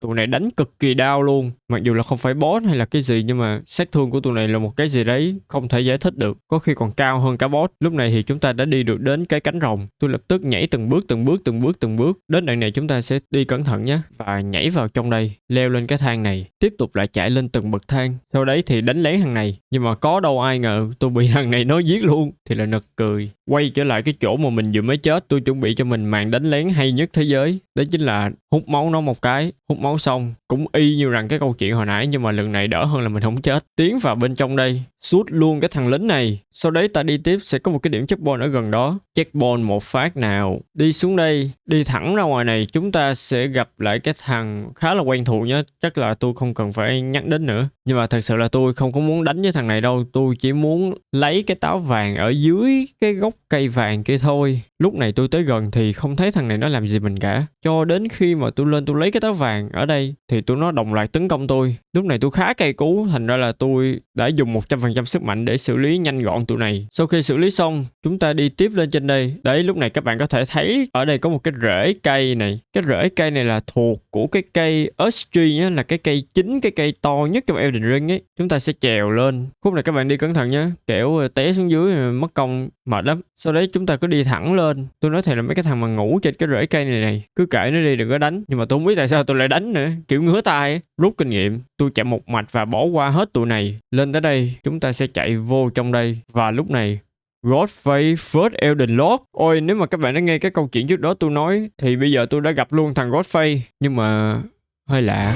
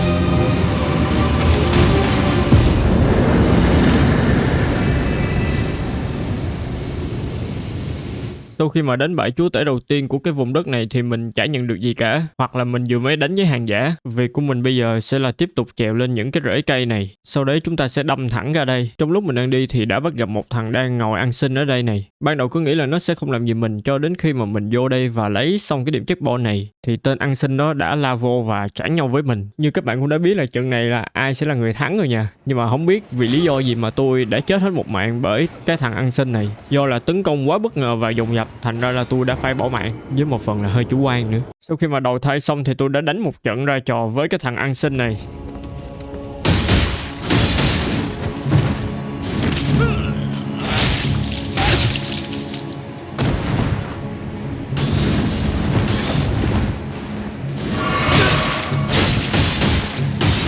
Đánh với thằng này các bạn phải tỉ mỉ nhé, tại vì thằng này nó có nhiều pha lách ảo lắm, cho nên là các bạn phải cẩn thận.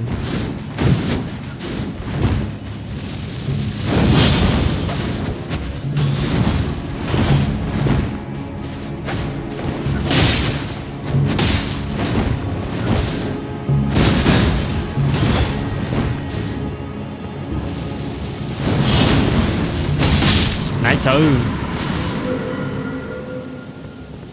Sau khi đánh bại cái thằng ăn xin đấy xong, chúng ta sẽ quay lại cái điểm checkpoint trước đó. Nhưng tiện nhảy lên đây chúng ta sẽ nhận được một skill khá là quan trọng. Rồi mình rẽ sang hướng bên này. Phía trước mặt mình là một cái cổng. Nhìn cái cổng này thì các bạn cũng thừa biết là mình sẽ đánh boss. Nhưng mà con boss lần này nó sẽ khá là quen thuộc. Tiến vào bên trong thì ta đã thấy ngay bóng dáng của một nhân vật khá là quen thuộc mà chúng ta đã từng đánh ở trước đây. Lúc này tôi đang tò mò về 6 chiếc ghế trước mặt mình. Thì tên á thần Morgoth đã cho tôi biết chiếc ghế đầu tiên là của Godric. Còn 2 chiếc ghế này là của Miquella và Meliana. Một chiếc của Radan và một chiếc của Rykot. Chiếc cuối cùng đấy chính là của công chúa Ranni. Lúc này tên Morgoth đã bóp nát cây gậy của mình và lòi ra một thanh kiếm. Ban đầu cứ nghĩ là tên này phải đi bằng gậy, nhưng mà đâu có ngờ là cây gậy đó chính là cây kiếm. Nói chuyện xong thì lúc này chúng ta đã sẵn sàng để đánh bại tên này. Trận đánh lần này khác hơn so với lúc trước. Tên á thần lúc này đã sử dụng nhiều vũ khí hơn so với cái lần đầu mà mình gặp. Thậm chí tên này còn có cả chiêu mưa kiếm nữa các bạn à. Nhưng mà may thay là cái phạm vi của cái mưa kiếm đấy nó không rộng đến cái chỗ mà tôi đang đứng. Chụp vào được một lúc thì cũng kéo cho tên này được nửa cây. Nhưng do đây là lần đầu mình được chứng kiến thằng này nó đánh thật, cho nên là mình đã chết ở trận đầu. Sang hiệp 2 thì lần này tôi đã rút ra cho mình một số những cái kinh nghiệm nhất định khi mà đối đầu với tên này. Và bây giờ tôi sẽ đánh thật 100%.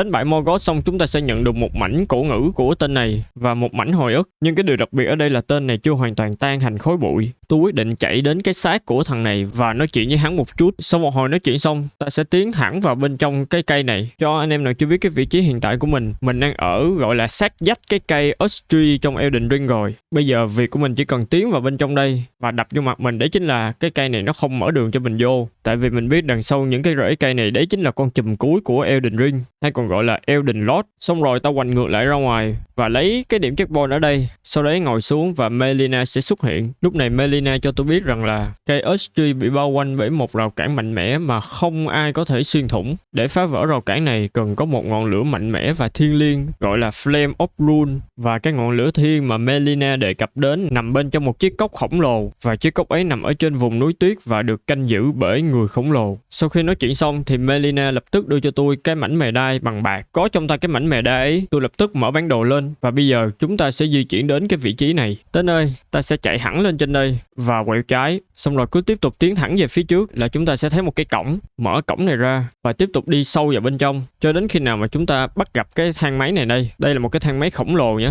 Việc của mình sẽ là kéo cần gạt để cái thang máy nó đi lên. Lên tới nơi chúng ta sẽ tiến thẳng vào bên trong và ta sẽ tiếp tục thấy ở đây có thêm một cái thang máy nữa. Nhưng mà lúc này tôi lại quẹo phải và tiến thẳng về phía trước. Thì không biết là do tôi gặp ma hay gì mà xung quanh tối đen như mực. Lúc này có hai tên xuất hiện, đồng thời hai tên này cũng là hai anh em song sinh và bay vào đánh nhau với tôi. Sau một hồi tôi cũng xử đẹp hai thằng anh em song sinh này. Sau đó chúng ta sẽ tiến ra đây và lấy cái điểm checkpoint ở đây và chạy về phía cánh cổng này và mở ra. Sau đấy kích hoạt cái thang máy và đi lên. Lên tới nơi chúng ta sẽ tiếp tục đi lên thêm một lần nữa. Lên tới đây chúng ta sẽ kích hoạt được cái mảnh cổ ngữ của thằng Morgoth, và đồng thời những cái mảnh cổ ngữ còn lại sẽ nằm ở trên một cái tòa tháp cao chọc trời. Và việc của mình là sẽ tiến vào bên trong cái tòa tháp cao đấy và kích hoạt chúng. Xong rồi ta sẽ lấy một cái điểm checkpoint ở trên này, ngồi xuống. Lúc này chúng ta sẽ truy cập vào cái phần Ray Rune để trang bị cái mảnh cổ ngữ đấy cho mình. Công dụng của cái mảnh cổ ngữ của thằng Morgoth đấy chính là tăng máu cho mình nhiều hơn ấy. Sau khi mà kích hoạt sức mạnh của cái mảnh cổ ngữ và trang bị vô thì bây giờ chúng ta sẽ quay lại cái vị trí của cái thang máy khi nãy. Tới nơi chúng ta kích hoạt cái thang máy này và đi xuống. Xong rồi ta cứ tiến thẳng ra ngoài và kích hoạt cái điểm checkpoint này. Mở bản đồ lên check. Bây giờ việc của chúng ta sẽ là đi hết cái con đường này cho đến khi mà tới cái vị trí của cái thang máy khổng lồ. Cất bản đồ vô, tôi lập tức lên ngựa và phi thẳng tới cái chỗ thang máy đấy. Vừa đặt chân tới nơi thì có một thằng nó chặn đường mình. Thằng này nó khá là giống với cái thằng mà mình đã từng đánh ở trước đây. Cái khác biệt ở đây là thằng này màu đen, còn cái thằng trước đó mà mình đánh nó lại là màu trắng. Nhưng tiện mấy thằng kiểu như này, cái tỷ lệ mà mình bắt gặp nó ở trên bản đồ rất ít và số lượng bọn này tồn tại ở trên bản đồ cũng không được nhiều. Thành ra là việc đánh với tụi này rất khó. Đương đầu với thằng này được một hồi thì tôi cũng chết luôn.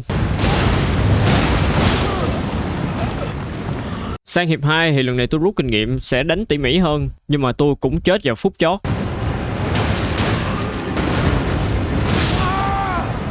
Từ đầu video đến giờ chỉ có duy nhất thằng này là khiến cho tôi phải chết đâu đấy 2 mạng trở lên. Sang hiệp 3, lần này tôi thật sự là đánh nghiêm túc.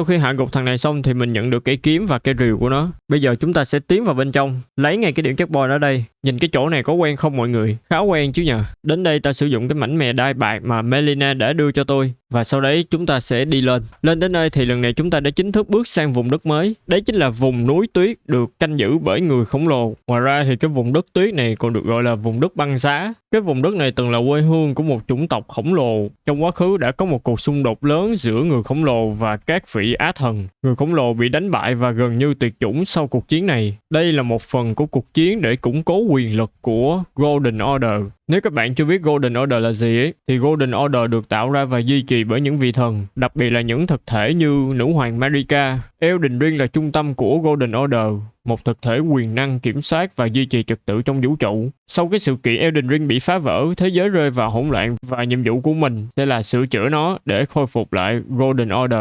Nói chung là chuyện trong quá khứ hay còn gọi là lịch sử nó phức tạp lắm. Việc của mình ở thời điểm hiện tại đấy chính là đáp ứng lời thỉnh cầu của Melina, người đã đồng hành với mình trong suốt quá trình chơi, bằng cách là đặt chân lên cái cốc lửa và những gì còn lại Melina sẽ lo liệu hết. Từ vị trí này chúng ta sẽ di chuyển thẳng tới cái chỗ cây cầu. Tôi nghĩ rằng đây chắc là cây cầu nguy hiểm nhất thế giới rồi. Các bạn mà đi trên cái cây cầu này nhớ cẩn thận nhé, tại vì phía đối diện mình có một thằng cung thủ, nó đang ngắm mình ấy. Nếu mà các bạn không thấy thằng đó thì nó sẽ bắn mình một phát, khả năng cao là mình có thể chết, còn tệ hơn nữa là mình sẽ rơi xuống vực. Thành ra là mình sẽ phải núp ở đây đợi cho đến khi nó bắn cái phát mũi tên đấy xong, chúng ta sẽ tiếp tục đi tiếp.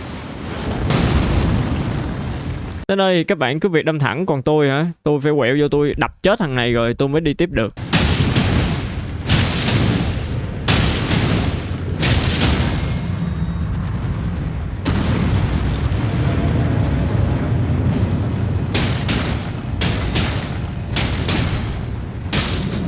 Sau khi cho thằng kia đi ngắm gà thì tôi tiếp tục tiến thẳng về phía trước. Do là lần đầu đặt chân lên đây cho nên là vẫn còn lạ đường, lạ cái. Vì thế chúng ta sẽ băng qua cái cục đá trông như cây cầu này. Xong rồi chúng ta sẽ quẹo trái vô trong đây. Sẽ có một cái điểm checkpoint, nhớ lấy nha. Lấy xong điểm checkpoint chúng ta tiếp tục phi thẳng về phía trước. Trên đường mình đi đã bắt gặp một thằng người đá này. Thằng này thì chắc nó đang đi tuần. Vì thế là thôi, mình sẽ không đụng chạm gì đến nó. Rẽ phải sang đây và đi thẳng về phía trước. Lại tiếp tục có thêm một tên người đá nữa. Nhưng mà thôi mình cứ ném mấy thằng người đá đi, đánh với tụi nó mất thời gian lắm. Xong rồi chúng ta sẽ tiến về phía ở trên này, sẽ có thêm một cái điểm checkpoint nữa, đừng quên lấy xong cái điểm checkpoint này. Gần đây có một cái ống nhòm này, tôi lập tức ghé vô và xem thử. Ôi, chơi đến tận giây phút này đây là lần đầu tiên tôi sử dụng cái ống nhòm ở trong Elden Ring ấy, và cảm giác nó nhìn rất là xa và cao nhá. Phía xa xa trên kia là cây cốc lửa, còn bên phải là cây Earth Tree. Chúng ta cũng gần đến rồi đấy, đi một xíu nữa thôi, nói một xíu vậy chứ đi cũng nửa tiếng á. Sau khi quan sát xong, ta tiếp tục lên ngựa và đi qua cái hồ băng này. Đây là một cái hồ nước bị đóng băng nhá. Trong lúc tôi đang đi trên cái hồ nước bị đóng băng này thì bỗng dưng sương mù từ đâu tràn tới, và bất ngờ thay là có một thanh máu hiện lên.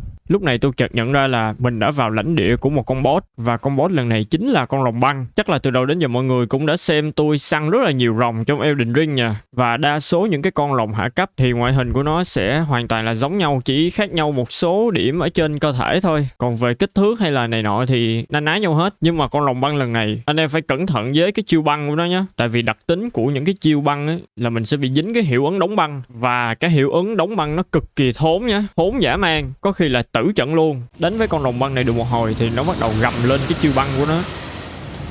Cơ thể tôi đóng băng luôn mà, chết ngay.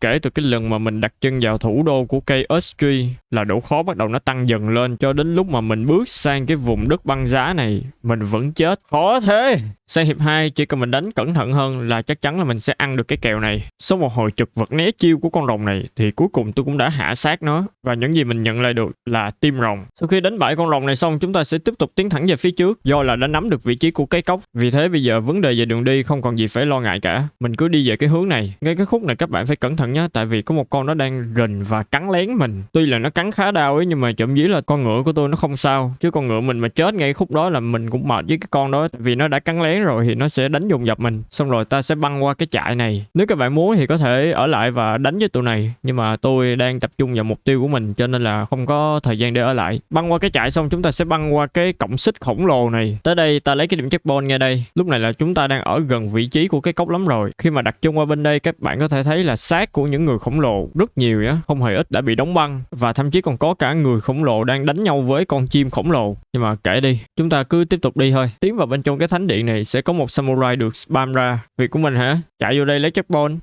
xong rồi hãy quýnh lộn. Mất công có chết thì mình còn được spam lại ở chỗ này.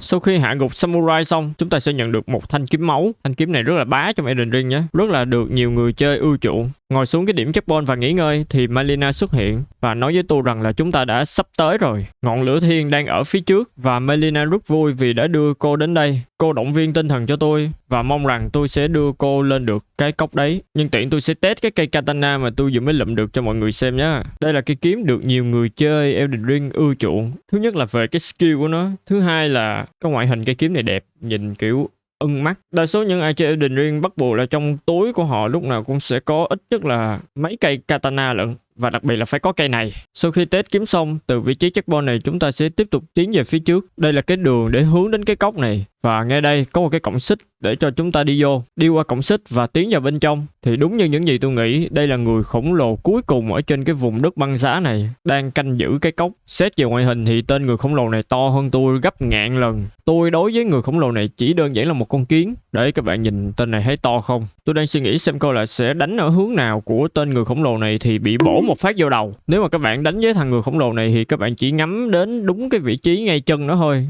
hai cái chân của nó. Nhưng mà tốt nhất là nên ngắm chân trái, tại vì theo tôi quan sát thì cái chân trái của thằng người khổng lồ này đang bị thương và thương rất nặng. Ta cứ canh cái điểm yếu đấy mà đánh những cái vị trí khác thì mình đánh giống như là kiến cắn ấy, thành ra mình phải đánh vô cái điểm yếu là cái chân của nó. Đánh được một hồi thì tên này lăn ra xa và chịu hồi một cái quả cầu lửa. Nhưng vì cái quả cầu lửa này lăn khá chậm cho nên là tôi cũng không để ý lắm, cho đến cái chiêu thứ hai của nó mới khó chịu nè. Nó sẽ giọng tay xuống đất và từ ở dưới đất sẽ có những cái ngọn lửa nó vùng lên, sát thương cực kỳ thốn nhá. Chỉ cần bị ngọn lửa ấy quẹt trúng 2 lần là mình chết luôn, và tôi chết luôn rồi. Sang hiệp 2 lần này tôi đánh tỉ mỉ hơn, nhưng mà tôi vẫn bị cái ngọn lửa ấy hiêu sống. Sang hiệp 3 sau khi mà trải qua hai cái bài học nhớ đời kia thì lần này tôi rút kinh nghiệm. Mỗi khi mà nó dùng chiêu 2 là tôi sẽ cố gắng né ra thật xa chứ không chủ quan như hai lần trước nữa.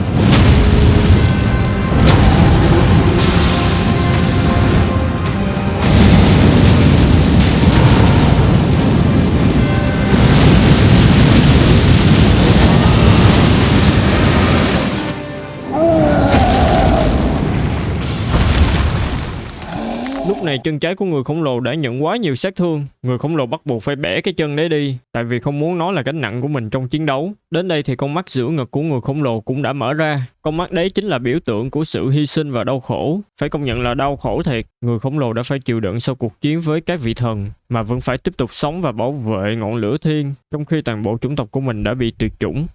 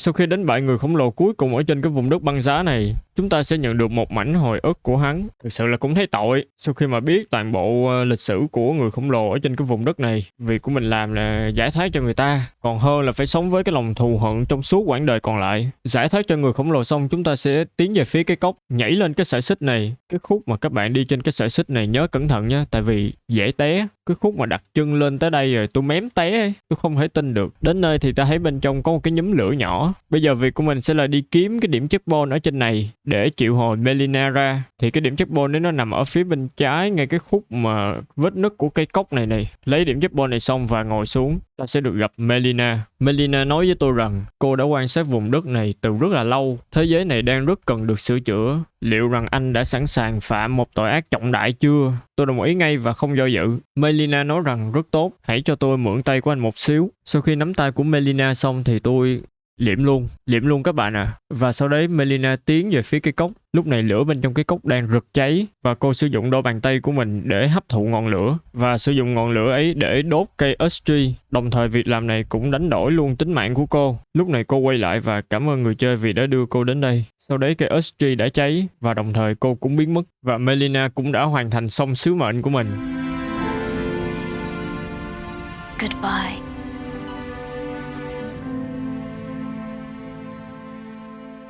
Lúc này tôi vẫn còn đang ngủ và chưa biết chuyện gì xảy ra. Cho đến khi tỉnh dậy thì đập vào mắt mình đấy chính là một cái vùng đất ở trên không. Và không biết bằng cách nào mà mình đã lên được đây. Nhưng mà điều đầu tiên trong đầu tôi nghĩ đấy chính là khi mà mình đặt chân lên vùng đất này, việc đầu tiên mình cần làm sẽ là đi kiếm một cái điểm checkpoint ở trên này. Sau đấy ta cứ di chuyển về phía cuối con đường, di chuyển xuống đây. Ở trên vùng đất này mình phải bắt cua cực kỳ nhiều nhé. Tiến vào bên trong cái hành lang nhỏ này, tiếp tục là di chuyển xuống cái cầu thang ở đây. Vô tới đây, khi mà mình bắt gặp mấy con này ở đây á, đánh hay không là do các bạn. Tụi này cực kỳ phiền phức nhá. Và sát thương của tụi nó cũng rất là cao. Sau khi xử lý xong hết cái đám kia và tiến vào bên trong, lúc này tôi quyết định chạy thẳng và không đánh nữa. Quẹo trái vào căn phòng này sẽ có một cái điểm checkpoint, nhưng mà vô tình hay là con kia nó cũng dí theo tôi vô tới đây, thành ra là cũng đôi co ở trong cái không gian chật hẹp này. Nhưng xui thay là tôi đã chết. Lúc này tôi cũng không cây cú gì và mặc kệ. Từ điểm checkpoint này ta sẽ quẹo trái xuống cái cầu thang ở đây, sau đấy mình sẽ đáp xuống đây, tiếp tục là di chuyển thẳng về phía trước. Đang đi thì có một con rồng thần nó đáp xuống tôi. Nó hoàn toàn vượt xa hơn so với những con rồng hạ cấp, vì thế tôi cũng muốn đổ sức thử với con rồng này.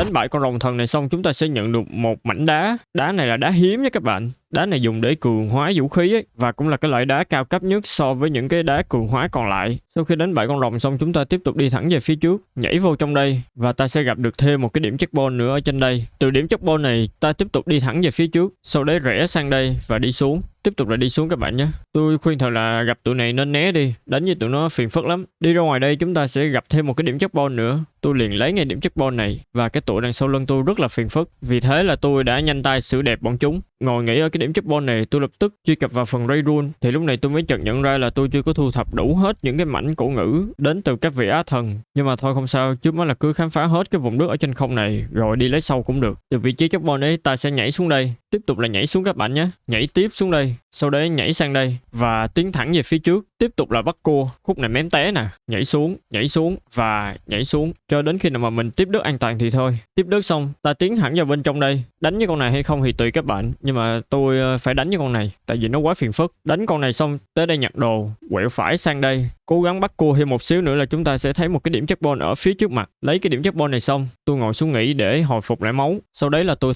thay đồ xong thì ta tiến vào bên trong đây, sau đấy quẹo trái xử nhanh gọn cái thằng lính này coi. Ta sẽ đi xuống cầu thang này, bên trái lại có thêm một thằng lính, nhanh gọn luôn. Ta tiếp tục đi thẳng về phía trước, đi xuống cái cầu thang này, đi vô trong đây thì lúc này bất ngờ thay có một cái máu hiện lên, nhưng lại đến hai đối tượng xuất hiện, khiến cho tôi cũng băn khoăn được một lúc. Nhưng mà suy nghĩ một hồi thì cũng thông suốt. Tổng số lượng của một cái thanh máu này bằng hai thằng đấy gộp lại, nhưng mà hơi không công bằng tại vì cái này là 2-1 và sát thương của tụi nó cực kỳ cao nhá. Sau một hồi đo tài ngang sức thì tôi cũng tiêu diệt được hai thằng này, nhưng mà thanh máu vẫn còn ở đó. Lúc này tôi đang hoang mang thì thằng gầy hồi nãy lại xuất hiện. Do lúc này bình máu của tôi đã hết cho nên là tôi thất thủ và đã mất mạng trong cuộc chiến này.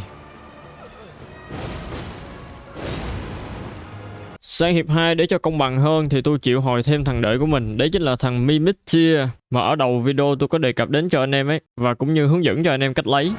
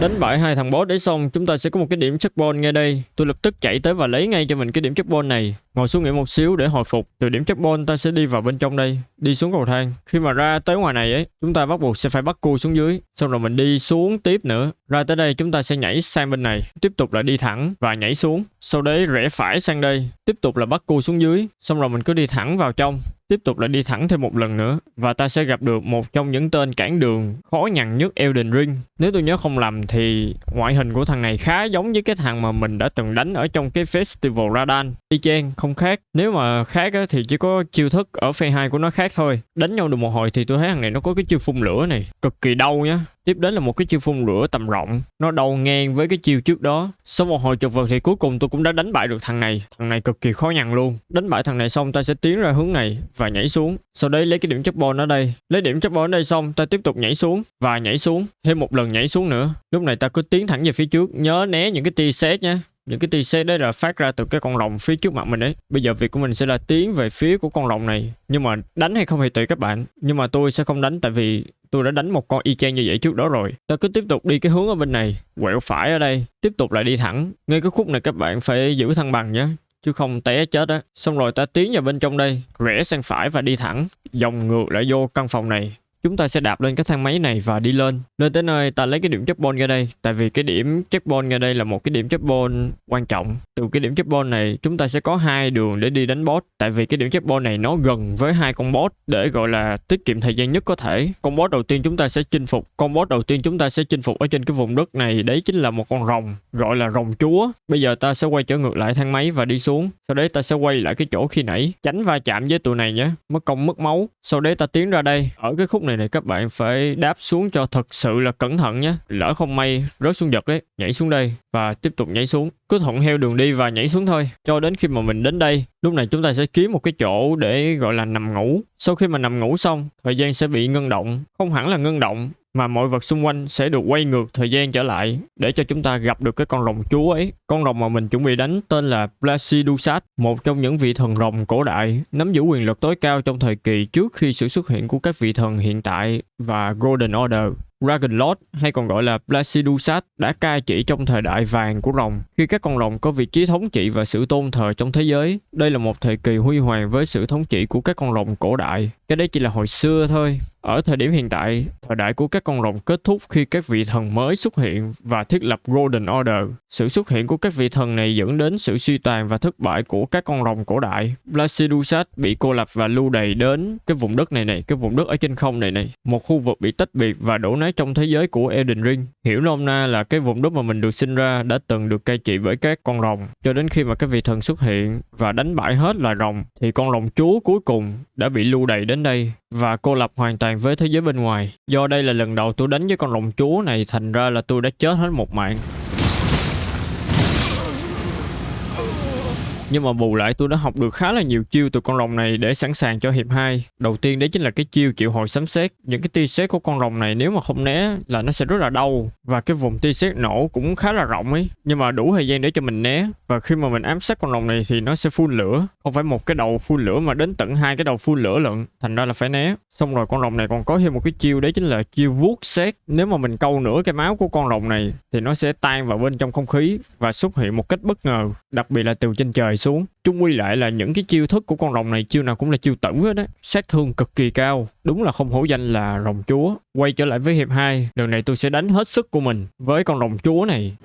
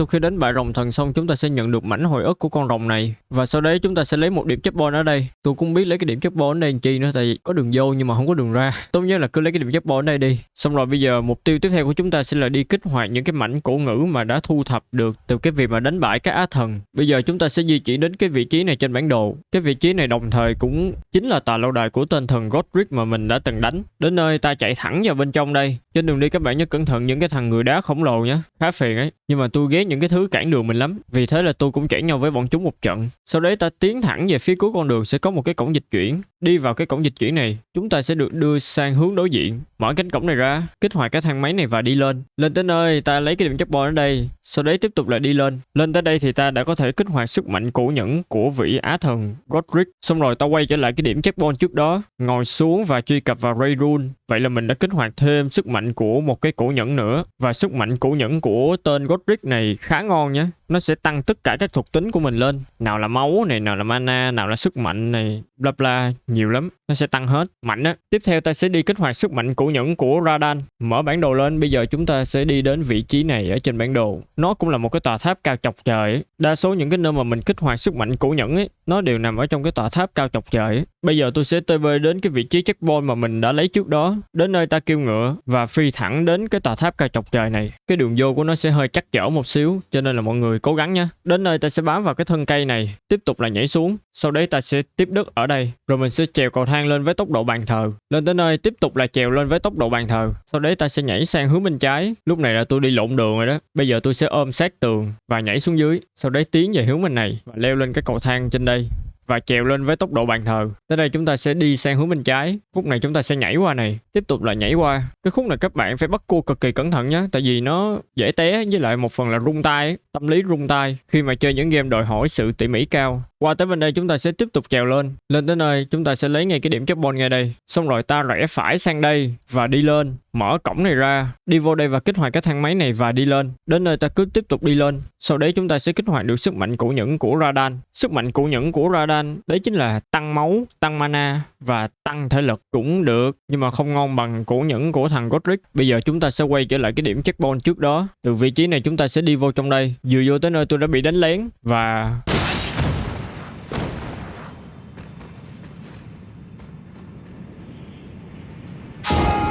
tôi quay trở lại với tâm trạng cây cú và đấm chết hai thằng lính này. Sau đấy ta sẽ nhảy xuống đây, tiếp tục là nhảy sang phía bên này. Rồi các bạn xuống từ từ nhé, tại vì ở phía dưới của cái tòa tháp cao chọc trời này đang ẩn chứa một cái món vũ khí legendary. Bỏ qua thì nó khá uổng, cho nên tiện ở đây tôi chỉ luôn. Đến khúc này mới khó nè, đến khúc này là khó thật này. Ta sẽ phải canh làm sao để có thể nhảy chuẩn vào cái vị trí này. Đấy, anh em thấy tôi nhảy hay không? Chứ thật ra trước đó nó buồn cười lắm.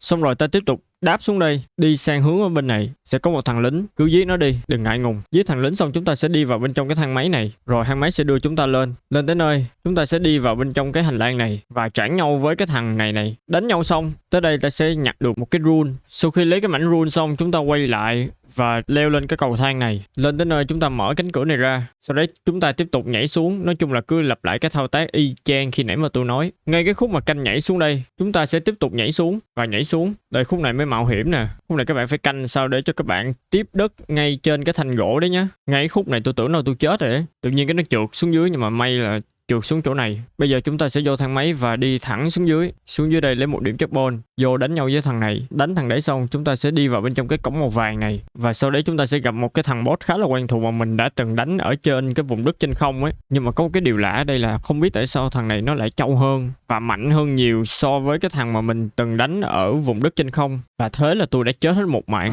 What the... Tôi không biết là do mình xuống tay hay là do cái thằng canh giữ vũ khí legendary ở đây nó quá mạnh. Chết lần 2.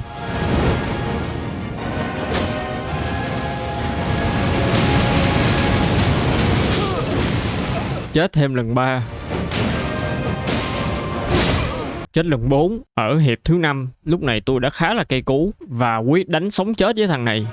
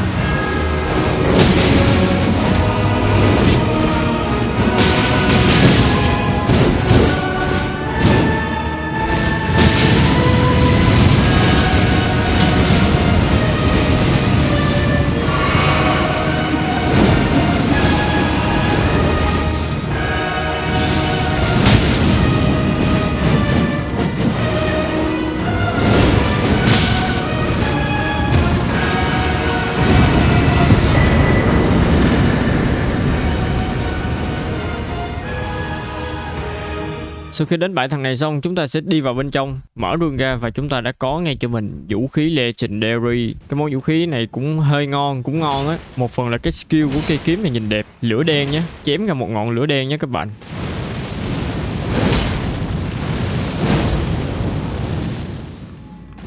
Bây giờ mục tiêu tiếp theo của mình sẽ là di chuyển đến khu vực núi lửa này. Trước mắt là mình chưa có cái điểm checkpoint nào ở gần cái khu vực núi lửa đấy cả. Vì thế là chúng ta sẽ cưỡi ngựa đến đấy hơi lâu. Chắc tầm đâu đấy hơn 1 tiếng ấy. Mình cứ chill với nhau thôi. Thời gian là vàng là bạc mà. Cho nên là tôi sẽ TV đến khu vực này. Khu vực này là một cái khu vực nằm ngoài thủ đô mà tôi đã lấy checkpoint trước đó. Sau đấy mình sẽ đánh dấu đường đi của mình từng cái như thế này. Cho đến khi nào mà đi được đến vùng núi lửa đấy thì thôi. Sau khi đánh dấu xong thì bây giờ chúng ta sẽ lên đường. Mục tiêu của mình khi mà đến đó đấy chính là đánh bại tên Rykot, một trong những vị á thần khó nhằn nhất Elden Ring. Rykot là con trai của nữ hoàng Renala và Radagon, một trong 3 đứa con của họ bao gồm Radan và Ranni. Thì mình đã từng nói chuyện với Ranni và cũng gọi là đánh bại luôn Radan. Theo như tôi được biết thì Rakan có tham vọng và đam mê quyền lực lớn, nhưng thay vì tuân theo các chuẩn mực và luật lệ của Golden Order, anh ta quyết định theo đuổi con đường của riêng mình. Thêm một cái nữa là Trong cuộc tìm kiếm quyền lực, Raikon đã hợp nhất với một thực thể cổ xưa và nguy hiểm tên là Serpent God, biến anh ta thành một con quái vật khủng khiếp được gọi là God Devouring Serpent. Chung quy lại những gì tôi được biết, Raikon là biểu tượng của sự tham lam và sa đọa, minh chứng cho việc theo đuổi quyền lực mà không quan tâm đến hậu quả. Sự biến đổi thành God Devouring Serpent là sự thể hiện rõ ràng nhất của điều này. Nhưng Raikon cũng có chung chí hướng với tôi, đấy chính là chống lại Golden Order và thống trị thế giới. Cho nên là tôi đang trên đường đi tiêu diệt thằng Á Thần đấy đây. Bây giờ chúng ta cũng gần đến rồi đấy. Đi qua cây cầu này, quẹo trái sẽ có một cái điểm checkpoint. Lấy điểm checkpoint này xong, chúng ta sẽ tiến thẳng về phía trước. Ở ngay cái đoạn mà đi qua mấy cái trại bị đổ vỡ này, các bạn đi nhớ để ý phía bên trái nhé. Tại vì ở phía bên trái nó sẽ có một cái thang để cho mình leo lên. Cái này là mình đang leo lên lần 1. Lên tới nơi chúng ta sẽ lấy cái điểm checkpoint ngay đây. Sau đấy chúng ta sẽ tiếp tục lên ngựa và đi tiếp. Từ cái vị trí checkpoint vừa rồi chúng ta sẽ đâm thẳng về hướng này, băng qua cái cây cầu đá này, xong rồi đánh bại thằng này. Đánh bại thằng đấy xong chúng ta sẽ thấy có cái thang để tiếp tục leo lên lần 2. Lên tới nơi đi sang hướng bên trái là chúng ta sẽ thấy tiếp tục có thêm một cái thang nữa và rồi leo lên. Lên tới nơi vẫn tiếp tục có thêm một cái thang nữa, chúng ta cứ việc leo lên và leo lên. Lần này leo hơi cao các bạn. Xong rồi mình tiếp tục đi về cái hướng này. Anh em đi nhớ để ý phía bên trái nhé, tại vì phía bên trái của mình sẽ có một cái hang. Đi vô cái hang này và lấy điểm checkpoint ở đây. Trước mắt tôi quên nói, cái hang này là cái dungeon nhé. Nhưng mà do là tôi vô đây tôi lấy điểm checkpoint tạm thời thôi. Còn cái dungeon này khả năng là tôi sẽ đi sâu. Lấy checkpoint ở trong hang xong chúng ta sẽ chạy ra khỏi hang. Và sau đấy chúng ta quẹo phải và đâm thẳng lên phía trước. Và chúng ta sẽ thấy một cây cầu. Băng qua cây cầu này, lấy thêm một điểm checkpoint ở đây nữa. Sau đấy từ vị trí này chúng ta sẽ nhảy lên thật cao. Lên tới nơi chúng ta sẽ bắt gặp một con trâu lai bọ cạp.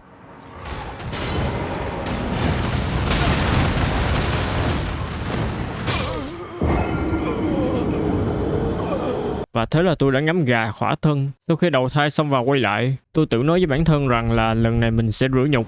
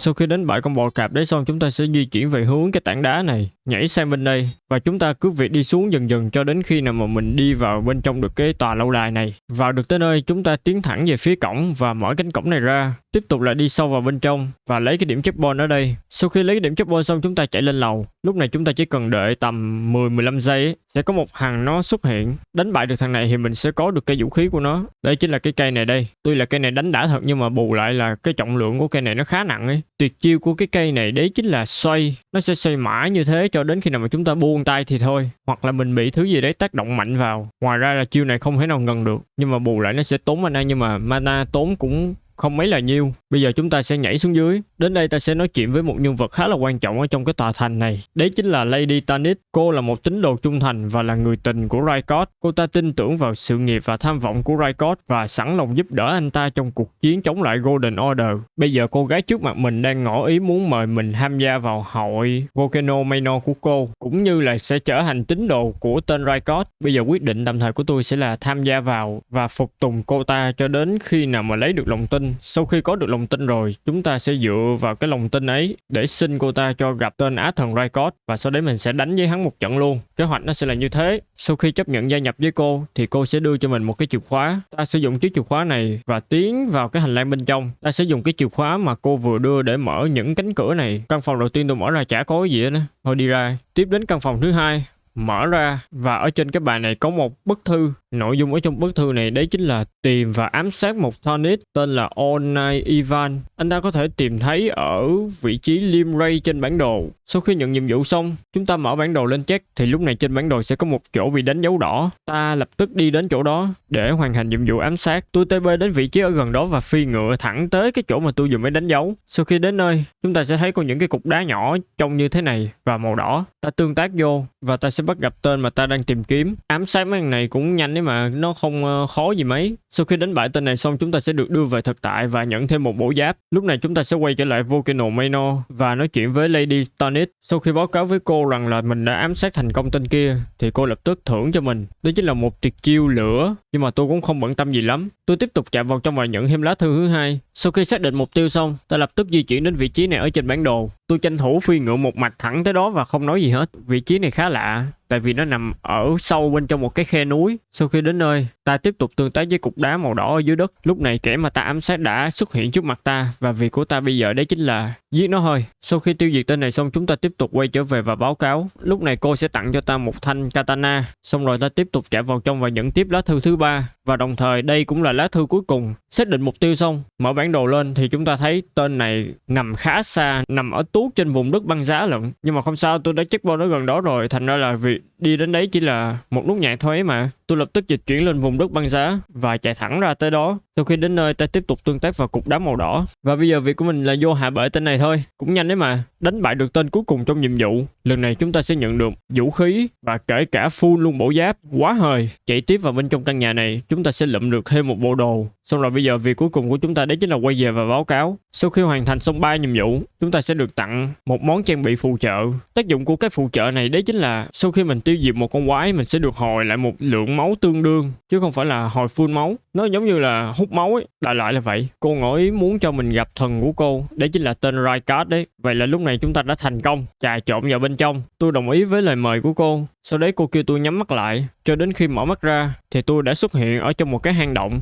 Lúc này tôi cũng đang thắc mắc là tại sao mình lại vào được bên trong đây, nhưng mà thôi kệ đi, lấy điểm checkpoint trong này trước đã. Sau khi lấy điểm checkpoint xong, ta tiến về phía cái cổng màu vàng này, tiến vào bên trong. Chúng ta đã gặp được người mà chúng ta cần gặp. Tôi quên nói với anh em nữa, đúng là ở đầu video và cũng như là ở tập trước, tôi đã đề cập đến cái vấn đề là mình sẽ chinh phục Elden Ring bằng tay không. Nhưng mà do là Raikot là một con boss đặc biệt, do là ở phía dưới chân của con boss này toàn là dung nham, vì thế là mình không thể nào bước chân vào trong đấy và đánh trực diện với nó được. Mình sẽ sử dụng một cái vũ khí đặc trị. Cái vũ khí này được sinh ra chỉ dành riêng cho cái con boss này thôi nhé. Nói đến đây thì mọi người thông cảm giúp mình nhé. Khó rồi, ca này khó cho tôi rồi. Thực ra thì mình cũng đã thử lao vô và đánh tay đôi với tên này, nhưng mà những gì chúng ta nhận lại được chỉ là sự bất lực. Không thể đánh tay đôi với con này được, vì thế là tôi đã chết.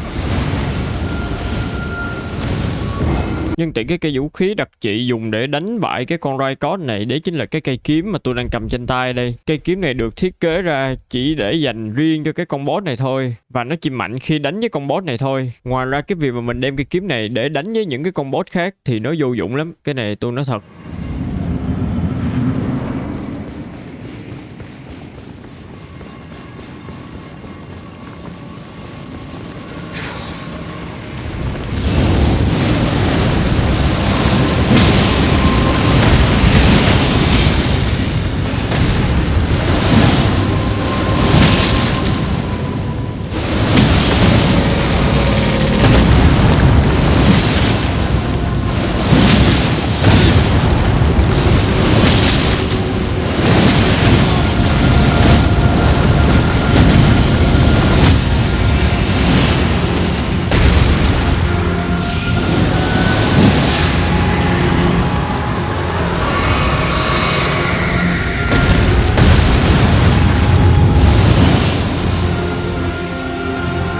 Lúc này là mình bước sang phase 2 rồi đấy. Theo như tôi thấy thì con rắn nó đang liệm đi. Xong rồi cái đầu của con rắn được nhấc lên. Rồi dần dần con rắn bắt đầu xoay lại và để lộ ra một cái gương mặt. Tôi khá chắc rằng đây là mặt của thằng Raikot. Tại vì theo như những gì mà mình được nghe trước đó thì Raikot đã hợp nhất với một thực thể cổ xưa và nguy hiểm tên là Serpent God. Xong rồi tên này liếc nhìn mình. Lúc này bộ dạng thật sự của tên Raikot dần dần lộ ra. Và hắn còn khen tôi là làm tốt lắm. Bắt đầu thò tay vào bên trong miệng của con rắn và từ từ rút ra một cây kiếm. Theo như tôi được biết thì cây kiếm này tên là Blasphemous Blade. Đây là một cây kiếm bị nguyền rủa mà còn là biểu tượng của sự tham lam vô hạn và khát vọng quyền lực của Raikot. Sau đấy hắn ngỏ ý mời mình tham gia vào kế hoạch của hắn, nhưng tất nhiên là tôi sẽ từ chối rồi.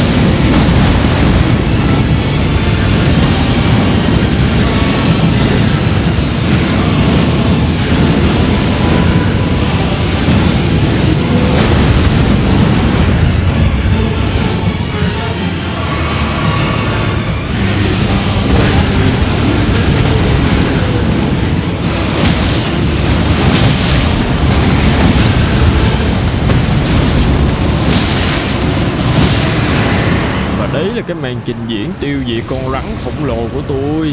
Đánh bại tên á thần này chúng ta sẽ nhận được một mảnh cổ nhẫn và một mảnh hồi ức. Để bây giờ tôi sẽ cho anh em coi cái cây kiếm này. Đấy, cây kiếm nó hết tác dụng rồi. Nó chỉ phát huy tác dụng khi đánh với thằng đấy thôi. Và sau khi tiêu diệt thằng đấy thì cây kiếm này nó cũng trở về với nguyên bản của nó. Sau khi mà tiêu diệt con rắn xong, chúng ta sẽ chạy đến đây và lấy cái điểm checkpoint ngay đây. Xong rồi tôi quay trở lại với tòa thành của Lady Tanith, tới nơi ta chạy đến và nói chuyện với cô. Lúc này cô khá là bất ngờ vì mình đã tiêu diệt thần của cô ta, và cô ấy quyết định sẽ đi một nơi thật xa trong khoảng thời gian dài. Vậy là chúng ta đã thành công trong việc lấy lòng tin và trà trộn vào đây, tiện tay giết luôn thằng á thần. Bây giờ chúng ta sẽ tìm đường để đi lên cái vùng đất này. Nhưng để đi ra được đến đó, đầu tiên thì ta cần đi đến cái khu vực này ở trên bản đồ. Tại vì từ cái khu vực ấy chúng ta mới có thể đi ra được cái vùng đất kia. Mà để đi được đến cái khu vực này, chúng ta cần phải đi đến một vị trí khá là quen thuộc. Đấy chính là cái thang máy khổng lồ mà đã từng đưa ta đi lên đến vùng đất băng giá. Tại vì theo như tôi được biết thì cái vùng đất băng giá nó được chia làm hai nửa. Một nửa kia là nơi mà mình đã từng đánh với thằng người khổng lồ đầu lửa. Và bây giờ cái việc của mình sẽ là tìm cách để khám phá ra được một nửa còn lại của cái vùng đất băng giá này. Như anh em cũng đã biết, để kích hoạt được cái thang máy này chúng ta sẽ cần một cái mảnh mè đai. Và trước đấy Melina đã đưa cho tôi cái mảnh mè đai bạc này. Và bây giờ việc của mình sẽ là đi kiếm 2 nửa mảnh mè đai còn lại để có thể khám phá ra được một nửa còn lại của cái vùng đất băng giá này.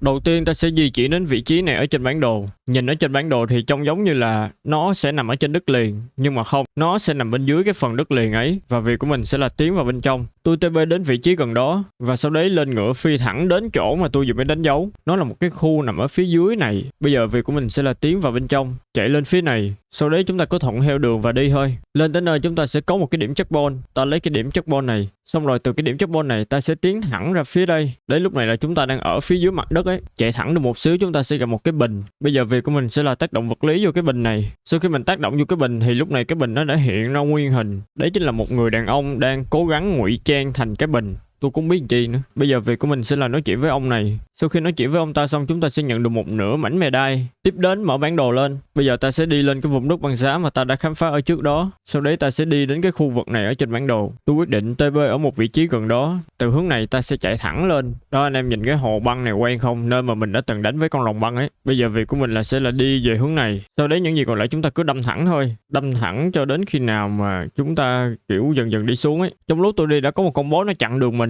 Tôi lập tức bỏ ngựa và đánh nhau với con boss này. Vì con boss này khá là khó chịu, cho nên là tôi đã chết ở hiệp đầu. Sang hiệp 2 tôi bắt đầu bình tĩnh lại và đánh với con boss này.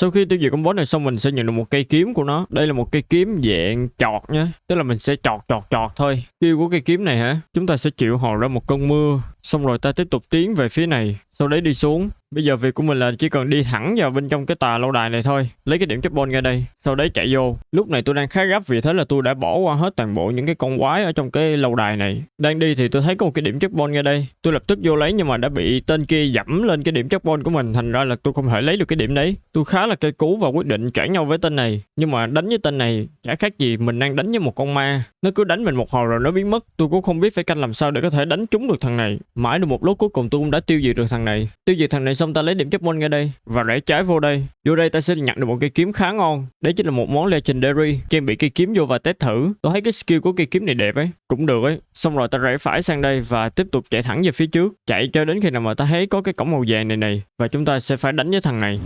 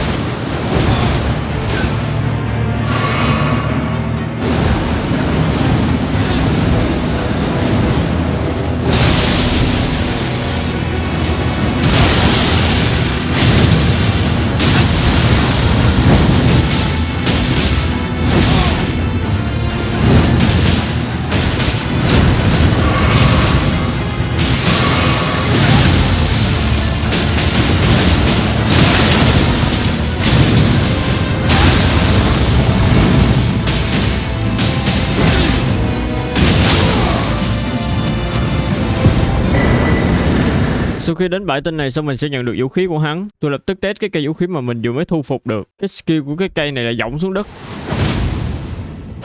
Hết rồi, khá tù. Sau đấy ta lấy điểm checkpoint ngay đây. Từ cái điểm checkpoint này ta tiến thẳng về phía trước. Sau đấy quẹo phải vô đây và kích hoạt thang máy rồi đi lên. Lên tới nơi, ta đi lên trên những cái bậc thang này. Sau đấy tiến thẳng về phía trước và chúng ta đã có một nửa mảnh medai còn lại. Xong rồi bây giờ chúng ta sẽ quay trở lại với cái thang máy khổng lồ, đi dần về hướng thang máy và kết hợp hai mảnh medai mà chúng ta vừa tìm được rồi đi lên. Lên tới nơi thì chúng ta đã chính thức bước sang một nửa còn lại của cái vùng đất băng giá này. Bây giờ việc của mình sẽ là tiến thẳng về phía trước, mở cánh cửa này ra. Sau đấy ta cứ lạng lách để có thể đi ra được phía bên ngoài. Lên tới đây chúng ta sẽ lấy điểm checkpoint. Lấy điểm checkpoint xong, vậy là chúng ta đã thành công trong việc đặt chân lên một nửa còn lại của cái vùng đất băng giá này. Bây giờ việc của mình sẽ là tiến ra cái chỗ mà khi nãy tôi nói. Từ cái chỗ đấy chúng ta mới có thể đi ra được cái vùng đất này. Trong lúc cưỡi ngựa như thế này thì tôi nói luôn, mục đích của tôi đến đấy là để tìm gặp và đánh với Meliana, một trong những á thần mạnh nhất Elden Ring. Phải dùng cái từ gọi là khó nhằn nhất, đánh cực kỳ khó luôn. Mặc dù biết là trên cái hành trình phá đảo Elden Ring của mình sẽ không cần thiết phải đánh với con á thần này, nhưng Meliana là một trong những vị á thần gọi là khó nhất, cho nên là tôi muốn đi chinh phục và thu về cho mình mảnh cổ nhẫn của á thần đấy. Như các bạn cũng đã biết, Malenia là con gái của Marika và Radagon và là em gái sinh đôi của Miquella. Malenia sinh ra đã bị nguyền rủa bởi Scarlet Rot, một căn bệnh gây thối rữa cơ thể và ảnh hưởng đến môi trường xung quanh.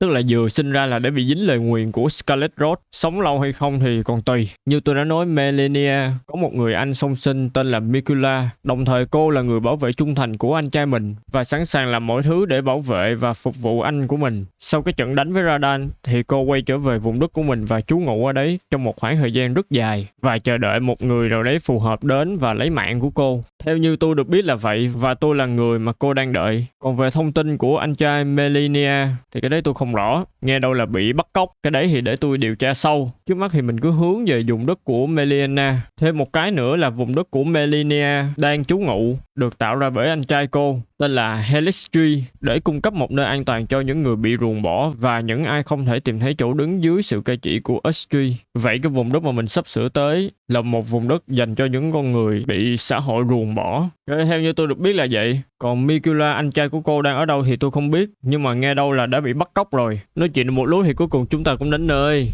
Vừa đặt chân đến nơi chúng ta sẽ lấy ngay cái điểm checkpoint ngay đây. Sau đấy thì ta đi sâu vào bên trong cái chỗ này. Đến đây thì chúng ta rẽ trái, phía trên kia là chỗ sẽ giúp ta đặt chân sang cái vùng đất của Malenia.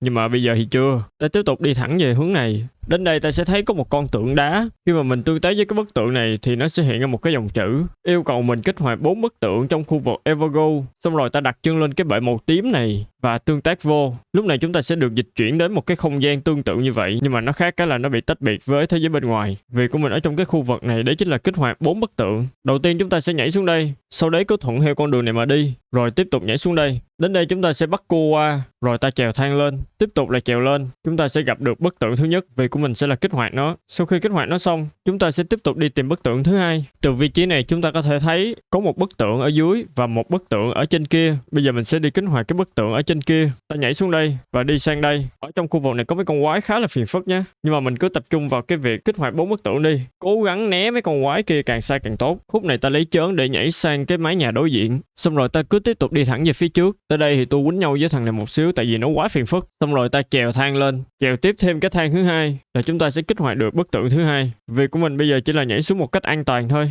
Để kích hoạt cái bức tượng thứ ba ở phía dưới này, các bạn phải thật sự cẩn thận với cái thằng sát thủ nhé. Trong này có một thằng sát thủ tàn hình đấy và nó luôn luôn bám đuôi theo mình. Ê, vừa nhắc xong chúng ta chạy vào đây và kích hoạt bức tượng thứ ba. Sau khi kích hoạt bức tượng thứ ba xong, ta sẽ đâm đầu chạy thẳng về hướng này. Sau đấy ta bắt cô lên trên bức tường bị đổ nát này. Rồi ta cứ đi thẳng lên, rồi nhảy xuống. Tiếp tục là nhảy xuống đây. Bây giờ việc của mình sẽ là cắm đầu chạy ra đằng sau luôn. Cho đến khi nào mà ta thấy cái thang này và trèo lên. Tiếp tục là trèo lên. Và chúng ta đã kích hoạt xong bức tượng thứ tư. Sau khi kích hoạt xong 4 bức tượng thì chúng ta sẽ được dịch chuyển về với thực tại. Lúc này chúng ta sẽ chạy thẳng lên cái chỗ mà khi nãy tôi đề cập đến. Đây, và phía trước mặt mình là một cái cổng dịch chuyển. Ta tương tác vô cái cổng dịch chuyển này. Và sau đấy chúng ta sẽ được đưa đến vùng đất mà Malenia đang trú ngụ và được tạo ra bởi Miquella. Bây giờ việc của mình sẽ là chạy xuống đây để lấy điểm checkpoint phía dưới này. Lấy điểm checkpoint này xong, chúng ta tiếp tục đi về hướng này, nhảy sang cái thân cây bên đây Tôi quyết định đánh con này vì ngứa tay. Sau khi đánh con này xong, chúng ta tiếp tục đi xuống và nhảy xuống. Mình cứ thuận theo cái đường thẳng mà mình đi thôi. Hạn chế va chạm với những con kiến này nhé. Sát thương của tụi nó khủng khiếp lắm. Không may bị tụi nó đánh rớt xuống dưới, giật là đi lại mệt lắm. Tiếp tục lại đi thẳng và đáp xuống đây. Sau khi đáp xuống đây, chúng ta sẽ chèo thang xuống dưới. Tiến vào bên trong đây, chúng ta sẽ nhận thêm một cái điểm checkpoint nữa. Từ vị trí checkpoint này chúng ta sẽ đi ra đây. Nói chung là cái đường đi ở đây nó cũng hơi rườm rà các bạn, nên là các bạn cứ đi theo tôi là chắc ăn nhất. Rồi mình rẽ vô đây, xong rồi đi xuống, tiếp tục là nhảy ra đây, quẹo trái sang đây, đâm thẳng và quẹo trái sang đây, đâm thẳng ra đây và băng qua cây cầu này, lấy thêm một cái điểm checkpoint nữa. Ngồi xuống nghỉ để lấy lại tinh thần. Nghỉ ngơi xong chúng ta tiếp tục nhảy xuống đây, tiếp tục là nhảy xuống và nhảy sang đây. Khúc này chúng ta sẽ quẹo trái và nhảy xuống, tiến vào bên trong đây. Đang đi thì tôi bị thằng kia nó bổ một phát vô đầu, thành ra là tôi dừng chân lại một xíu để đánh nhau với nó. Sau khi đánh nhau với nó xong, chúng ta sẽ tiếp tục đi về hướng này. Ra tới đây anh em thấy cái vị trí này không? Đấy, bây giờ chúng ta sẽ đi sang đó, đi xuống dưới cây cầu này và nhảy sang đây, băng qua bên đây, xong rồi ta tiến xuống đây, đi vô trong đây. Chúng ta sẽ gặp một con boss khá là quen thuộc. Nếu anh em còn nhớ cái thằng kỵ sĩ bóng ma và nó cưỡi ngựa mà mình đánh ở trong cái khu vực thánh điện của công chúa Ranni á, lúc đấy là nó xuất hiện dưới dạng là bóng ma, còn bây giờ thì nó xuất hiện nguyên hình rồi, để cho chúng ta diễn kiến, nhân tiện lấy mạng luôn.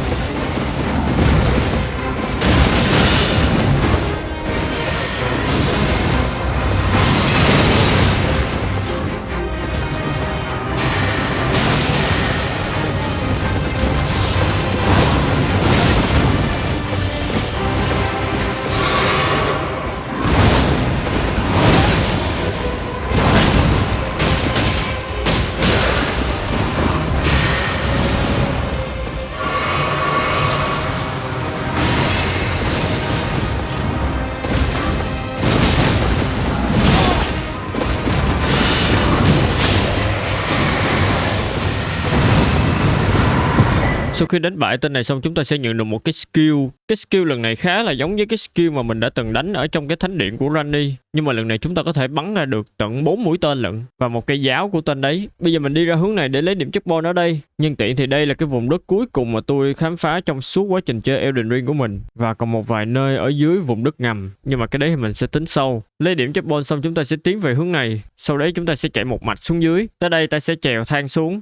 Ôi, cái thang này phải công nhận là cái thang dài nhất mà tôi từng thấy ở trong Elden Ring. Xuống tới nơi ta chạy vào bên trong đây và kích hoạt cái thang máy này, rồi mình đi xuống thôi. Anh em nhớ đợi cái thang máy xuống tới nơi rồi hãy nhảy ra. Lúc này là tôi lỡ nhảy ra này.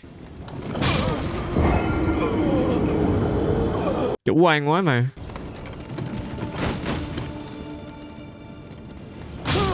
Lần sau tôi vẫn tiếp tục chủ quan như thế, nhưng mà đỡ hơn là nó không chết. Xong rồi ta tiến ra ngoài này, quẹo trái, đâm thẳng về phía cuối con đường, và sẽ có một thằng nó chặn đường mình. Mặc kệ nó đi. Vào trong đây ta lấy cái điểm checkpoint này, sau đấy ta tiếp tục chạy ra đây và tiến thẳng về phía trước. Khúc này chúng ta sẽ chạy xuống đây, và nhảy ra ngoài này. Sẽ có một cái chỗ nó hấn mình. Tiếp tục là chạy xuống và nhảy lên. Xong rồi ta sẽ nhảy sang hướng bên này. Tiếp tục lại đi thẳng về phía trước và nhảy sang đây. Và nhảy xuống đây. Lúc này chúng ta sẽ di chuyển kiểu sát vách nhé. Xong rồi nhảy sang đây. Tiếp tục là nhảy xuống đây. Đi vô căn phòng này. Và tiến thẳng ra ngoài đây. Tiếp tục là đi lên. Cái khúc này tụi nó dàn trận ở dưới đông lắm. Nếu mà mình xuống đánh trực diện là mình chết. Cho nên là tôi sẽ đi lên trên đây. Và nhảy sang đây. Để đỡ phải đối mặt với cái tụi dưới kia. Tụi dưới kia tụi nó đông lắm. Sát thương tụi nó cao nữa. Nhưng mà tụi nó không phải là mục tiêu của mình. Thành ra là mình skip cũng được. Đây là cách để skip trong Elden Ring ấy. Bây giờ chúng ta sẽ nhảy xuống đây. Quẹo trái sẽ có một cái điểm checkpoint. Lấy điểm checkpoint này xong ta đi thẳng về phía trước. Rồi quẹo phải sang đây. Tiếp tục là đâm thẳng. Sau đấy ta sẽ nhảy lên cái thân cây này. Rồi mình cứ thuận theo cái đường của cái thân cây này mà đi. Ra tới đây. Tiếp tục là cái vùng nước bị nhiễm Scarlet Rot. Nhưng mà lần này nó ngắn hơn. Thành ra là tôi cũng không cần phải sử dụng đến cái chiêu kia. Băng qua cái vùng nước này xong chúng ta sẽ bám vào cái thân cây này và đi xuống. Khúc này các bạn đi cẩn thận nha. Kẻo té. Đến nơi ta tiến vào bên trong căn phòng này. Lúc này là tôi bị nhiễm Scarlet Rot rồi đấy. Thành ra là mình phải đi kiếm cái điểm checkpoint lẹ lẹ. Ta chèo thang xuống đây. Tiếp tục là đi thẳng về phía trước. Rất may là ở đây có một cái điểm checkpoint. Lấy ngay. Ngồi xuống để giải trừ Scarlet Rot. Xong rồi ta sẽ tiến ra ngoài này. Tiếp tục là bám vào cái thân cây này và đi tiếp. Đến đây chúng ta sẽ nhảy xuống. Và tiếp tục là nhảy sang cái thân cây này và đi tiếp. Bây giờ ta sẽ nhảy xuống 2 lần. Và tiến vào bên trong căn phòng này. Cái khúc ở trong này các bạn đi cẩn thận nha. Tại vì có mấy con nó nhả tơ ấy. Phiền lắm. Ta nhảy xuống đây. Và tiến vào bên trong đây. Kích hoạt cái thang máy này. Để cho cái thang máy nó đưa chúng ta xuống. Xuống tới nơi. Ta chạy ra đây và lấy điểm checkpoint này. Và xin nói luôn là chúng ta đã tới nơi. Quả là một chuyến đi ròng rã. Bây giờ tôi sẽ thay hình đổi dạng. Tôi quyết định mặc một cái quần vải đen. Và không mặc áo. Kèm theo đấy là đôi bàn tay của tôi sẽ được bó một cái miếng băng keo. Để cho ra dáng boxing ấy. Sau đấy ta bước vào bên trong. Vừa vô chúng ta thấy một cái cây rất lớn. Nhưng mà lại không lấy nổi một cái lá. Phía dưới thân cây chính là Malenia. Đang trú ngụ. Có lẽ là đang ngủ. Và cánh tay giả của cô đang nằm ở dưới đất. Vậy chứng tỏ rằng tay phải của cô đã bị Scarlet Rot ăn mòn. Lúc này có một cơn rung chuyển nhẹ. Và Malenia lập tức đứng dậy. Và nhặt cánh tay phải của mình lên. Xong rồi gắn vô. Tiếp tục là nhặt cái mũ chiến binh của cô. Và đội lên. Cô xin tự giới thiệu cô là Malenia. Và cô chưa từng biết đến thất bại. Chết rồi. Vụ này tôi chết á. Vừa nói chuyện xong cô lao thẳng tới mình. Do đây là lần đầu gặp. Vì thế tôi cũng chưa có biết chiêu của Malenia nhiều. Cho nên là trận 1 tôi cũng ăn hành cho ra bả luôn các bạn ạ.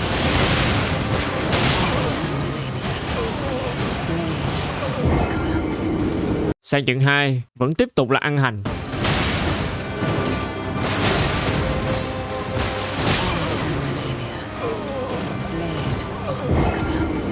Sang trận 3 lúc này tôi cũng đã học được một vài chiêu của Malenia. Đấy chính là cái chiêu Water Flow. Gặp cái con boss này nó sử dụng cái chiêu đấy chả khác nào mình dính án tử. Cái chiêu Water Flow của con này cực kỳ khó né nha. Ở trong 2-3 lần chạm mặt đầu tiên tôi không biết cách né cái chiêu Water Flow của con này. Lúc này tôi đã câu kéo cái máu của Malenia được nửa cây. Ngay cái khúc này cô ta sử dụng chiêu Water Flow. Và không biết bằng cách nào mà tôi trắng cây trong cái chiêu này. Sợ thật. Sang tới hiệp thứ 5 và cũng là cái hiệp nhanh nhất. Vừa vô tôi đã ăn vài phát chém muốn sắp mặt. Xong rồi tôi cũng hồi lại cho mình được đầy máu. Tôi khá sốc khi cái chiêu vừa rồi đã khiến cho tôi bay trắng luôn cây máu. What? Sang tới hiệp thứ 6 tôi vẫn tiếp tục bị chết bởi cái chiêu Water Flow ấy. Hiệp thứ 7 lúc này là đánh ngang tài ngang sức rồi này. Nhưng mà không hiểu sao tôi lại chết trong cái đòn vung kiếm liên tục của Malenia. Ôi, thực sự là boss này khó thật ấy các bạn. Đánh mà căng cơ luôn ấy. Lúc này là tôi đã chết 8 mạng với con Malenia.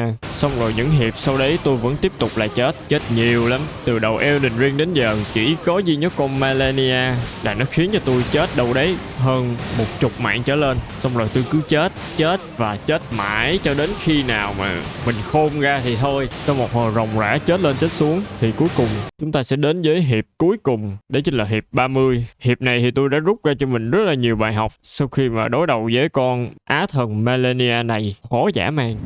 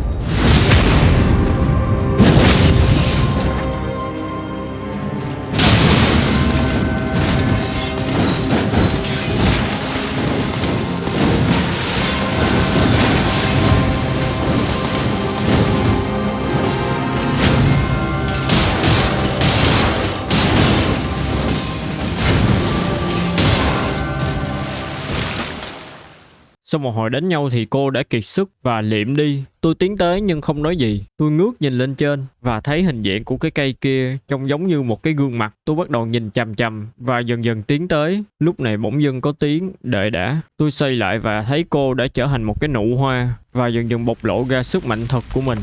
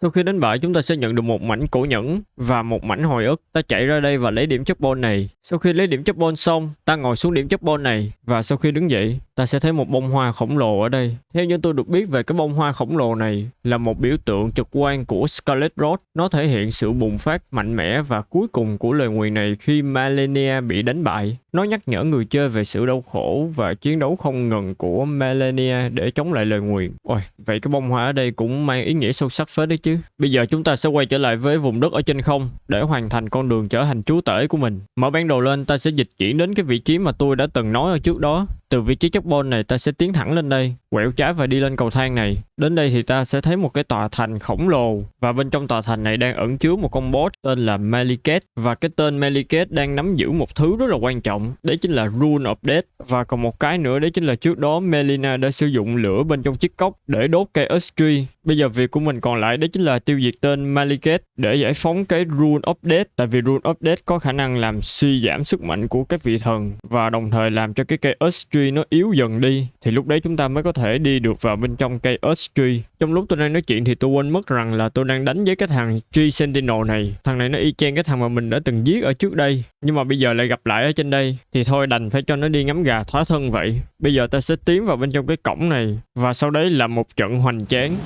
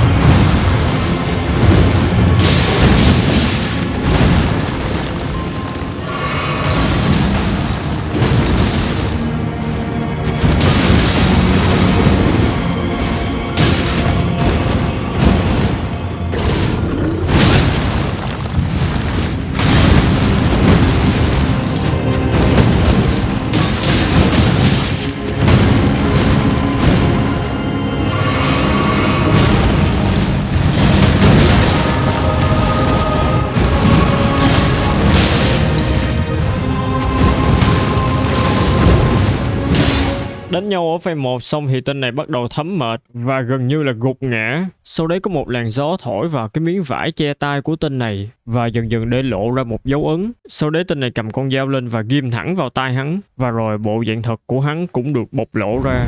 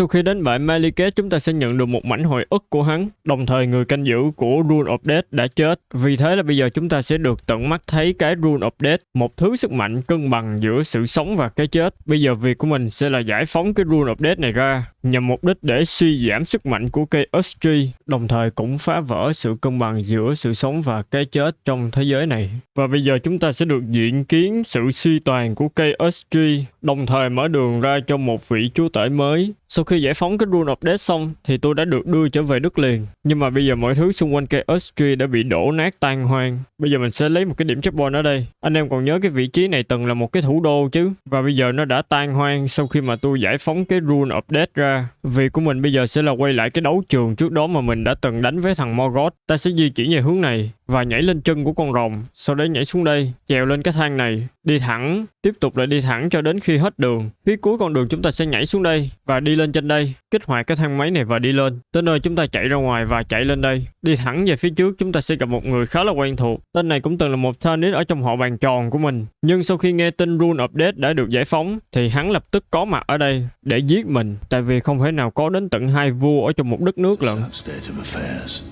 I commend your spirit, but alas, none shall take the throne. Queen Marika has high hopes for us, that we continue to strive unto eternity.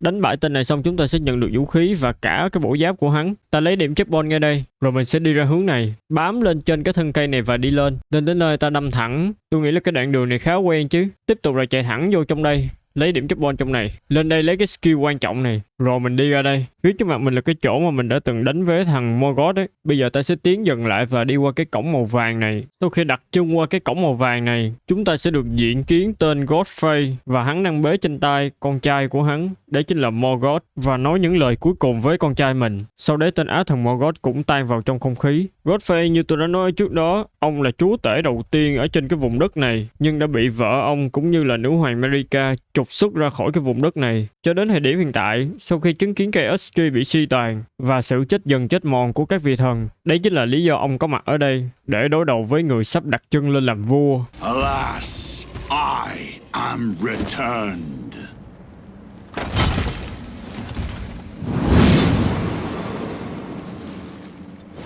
To be granted audience once more.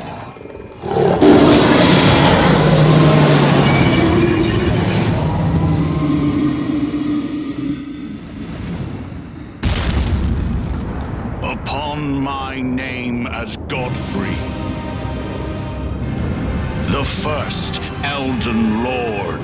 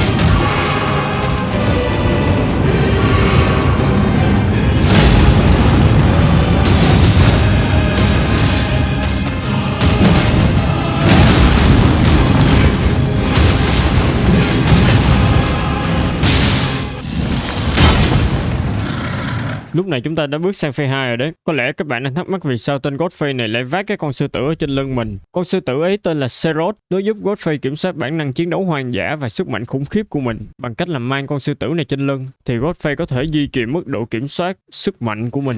Me good service. Sirosh.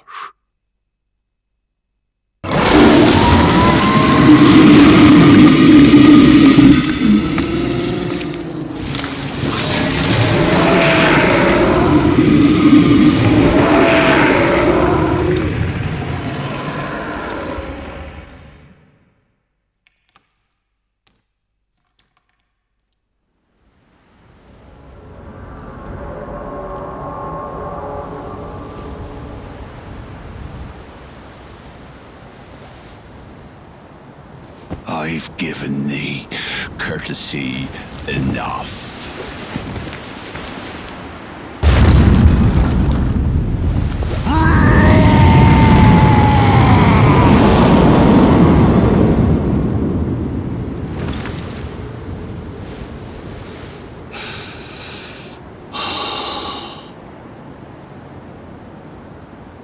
Now I fight as Horaloo.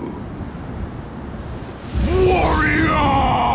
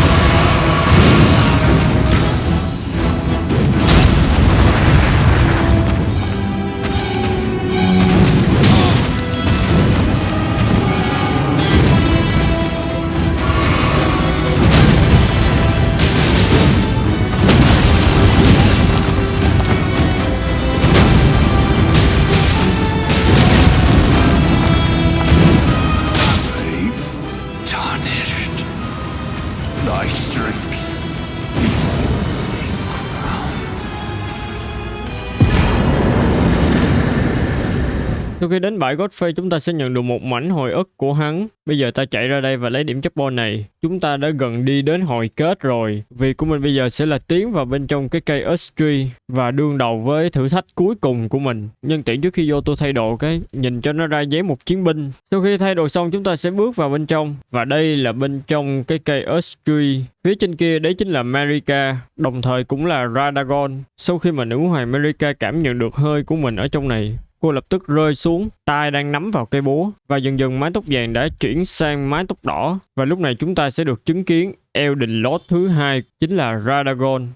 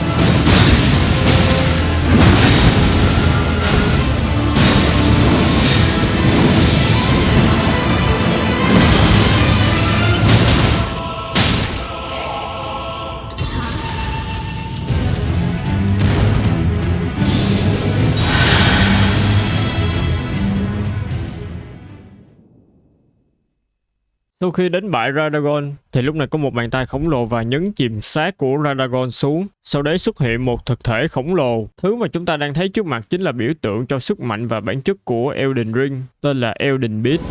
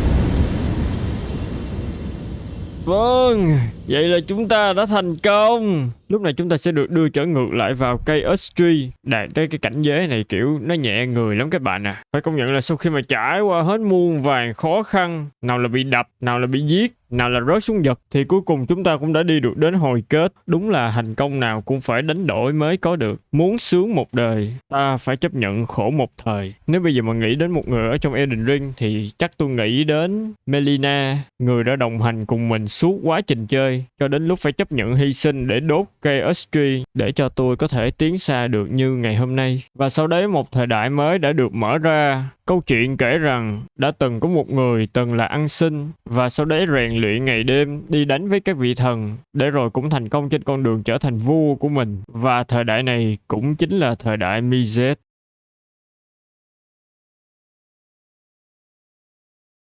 Ôi, nếu đến đây mà các bạn nghĩ rằng là hết rồi á thì chưa đâu. Nhưng thì nếu mà ai đã xem được đến đây thì tôi cũng xin cảm ơn tất cả các bạn rất nhiều vì đã bỏ thời gian ra xem và cũng như ủng hộ mình. Trước mắt thì xin trân trọng cảm ơn tất cả các bạn rất nhiều vì đã xem được đến cái khúc này. Nếu các bạn muốn xem tiếp hành trình 100 ngày ở trong Elden Ring thì hãy để lại comment phía dưới nhé. Và chúng ta còn một cái thế giới ngầm ở dưới nữa. Và từ cái thế giới ngầm ấy chúng ta sẽ mở ra được nhiều thứ mới hơn nữa. Nếu các bạn hãy nhớ để cho mình like một đăng ký kênh và mình sẽ hẹn gặp lại mọi người vào những video sau. Chúc tất cả các bạn một ngày thật là vui vẻ.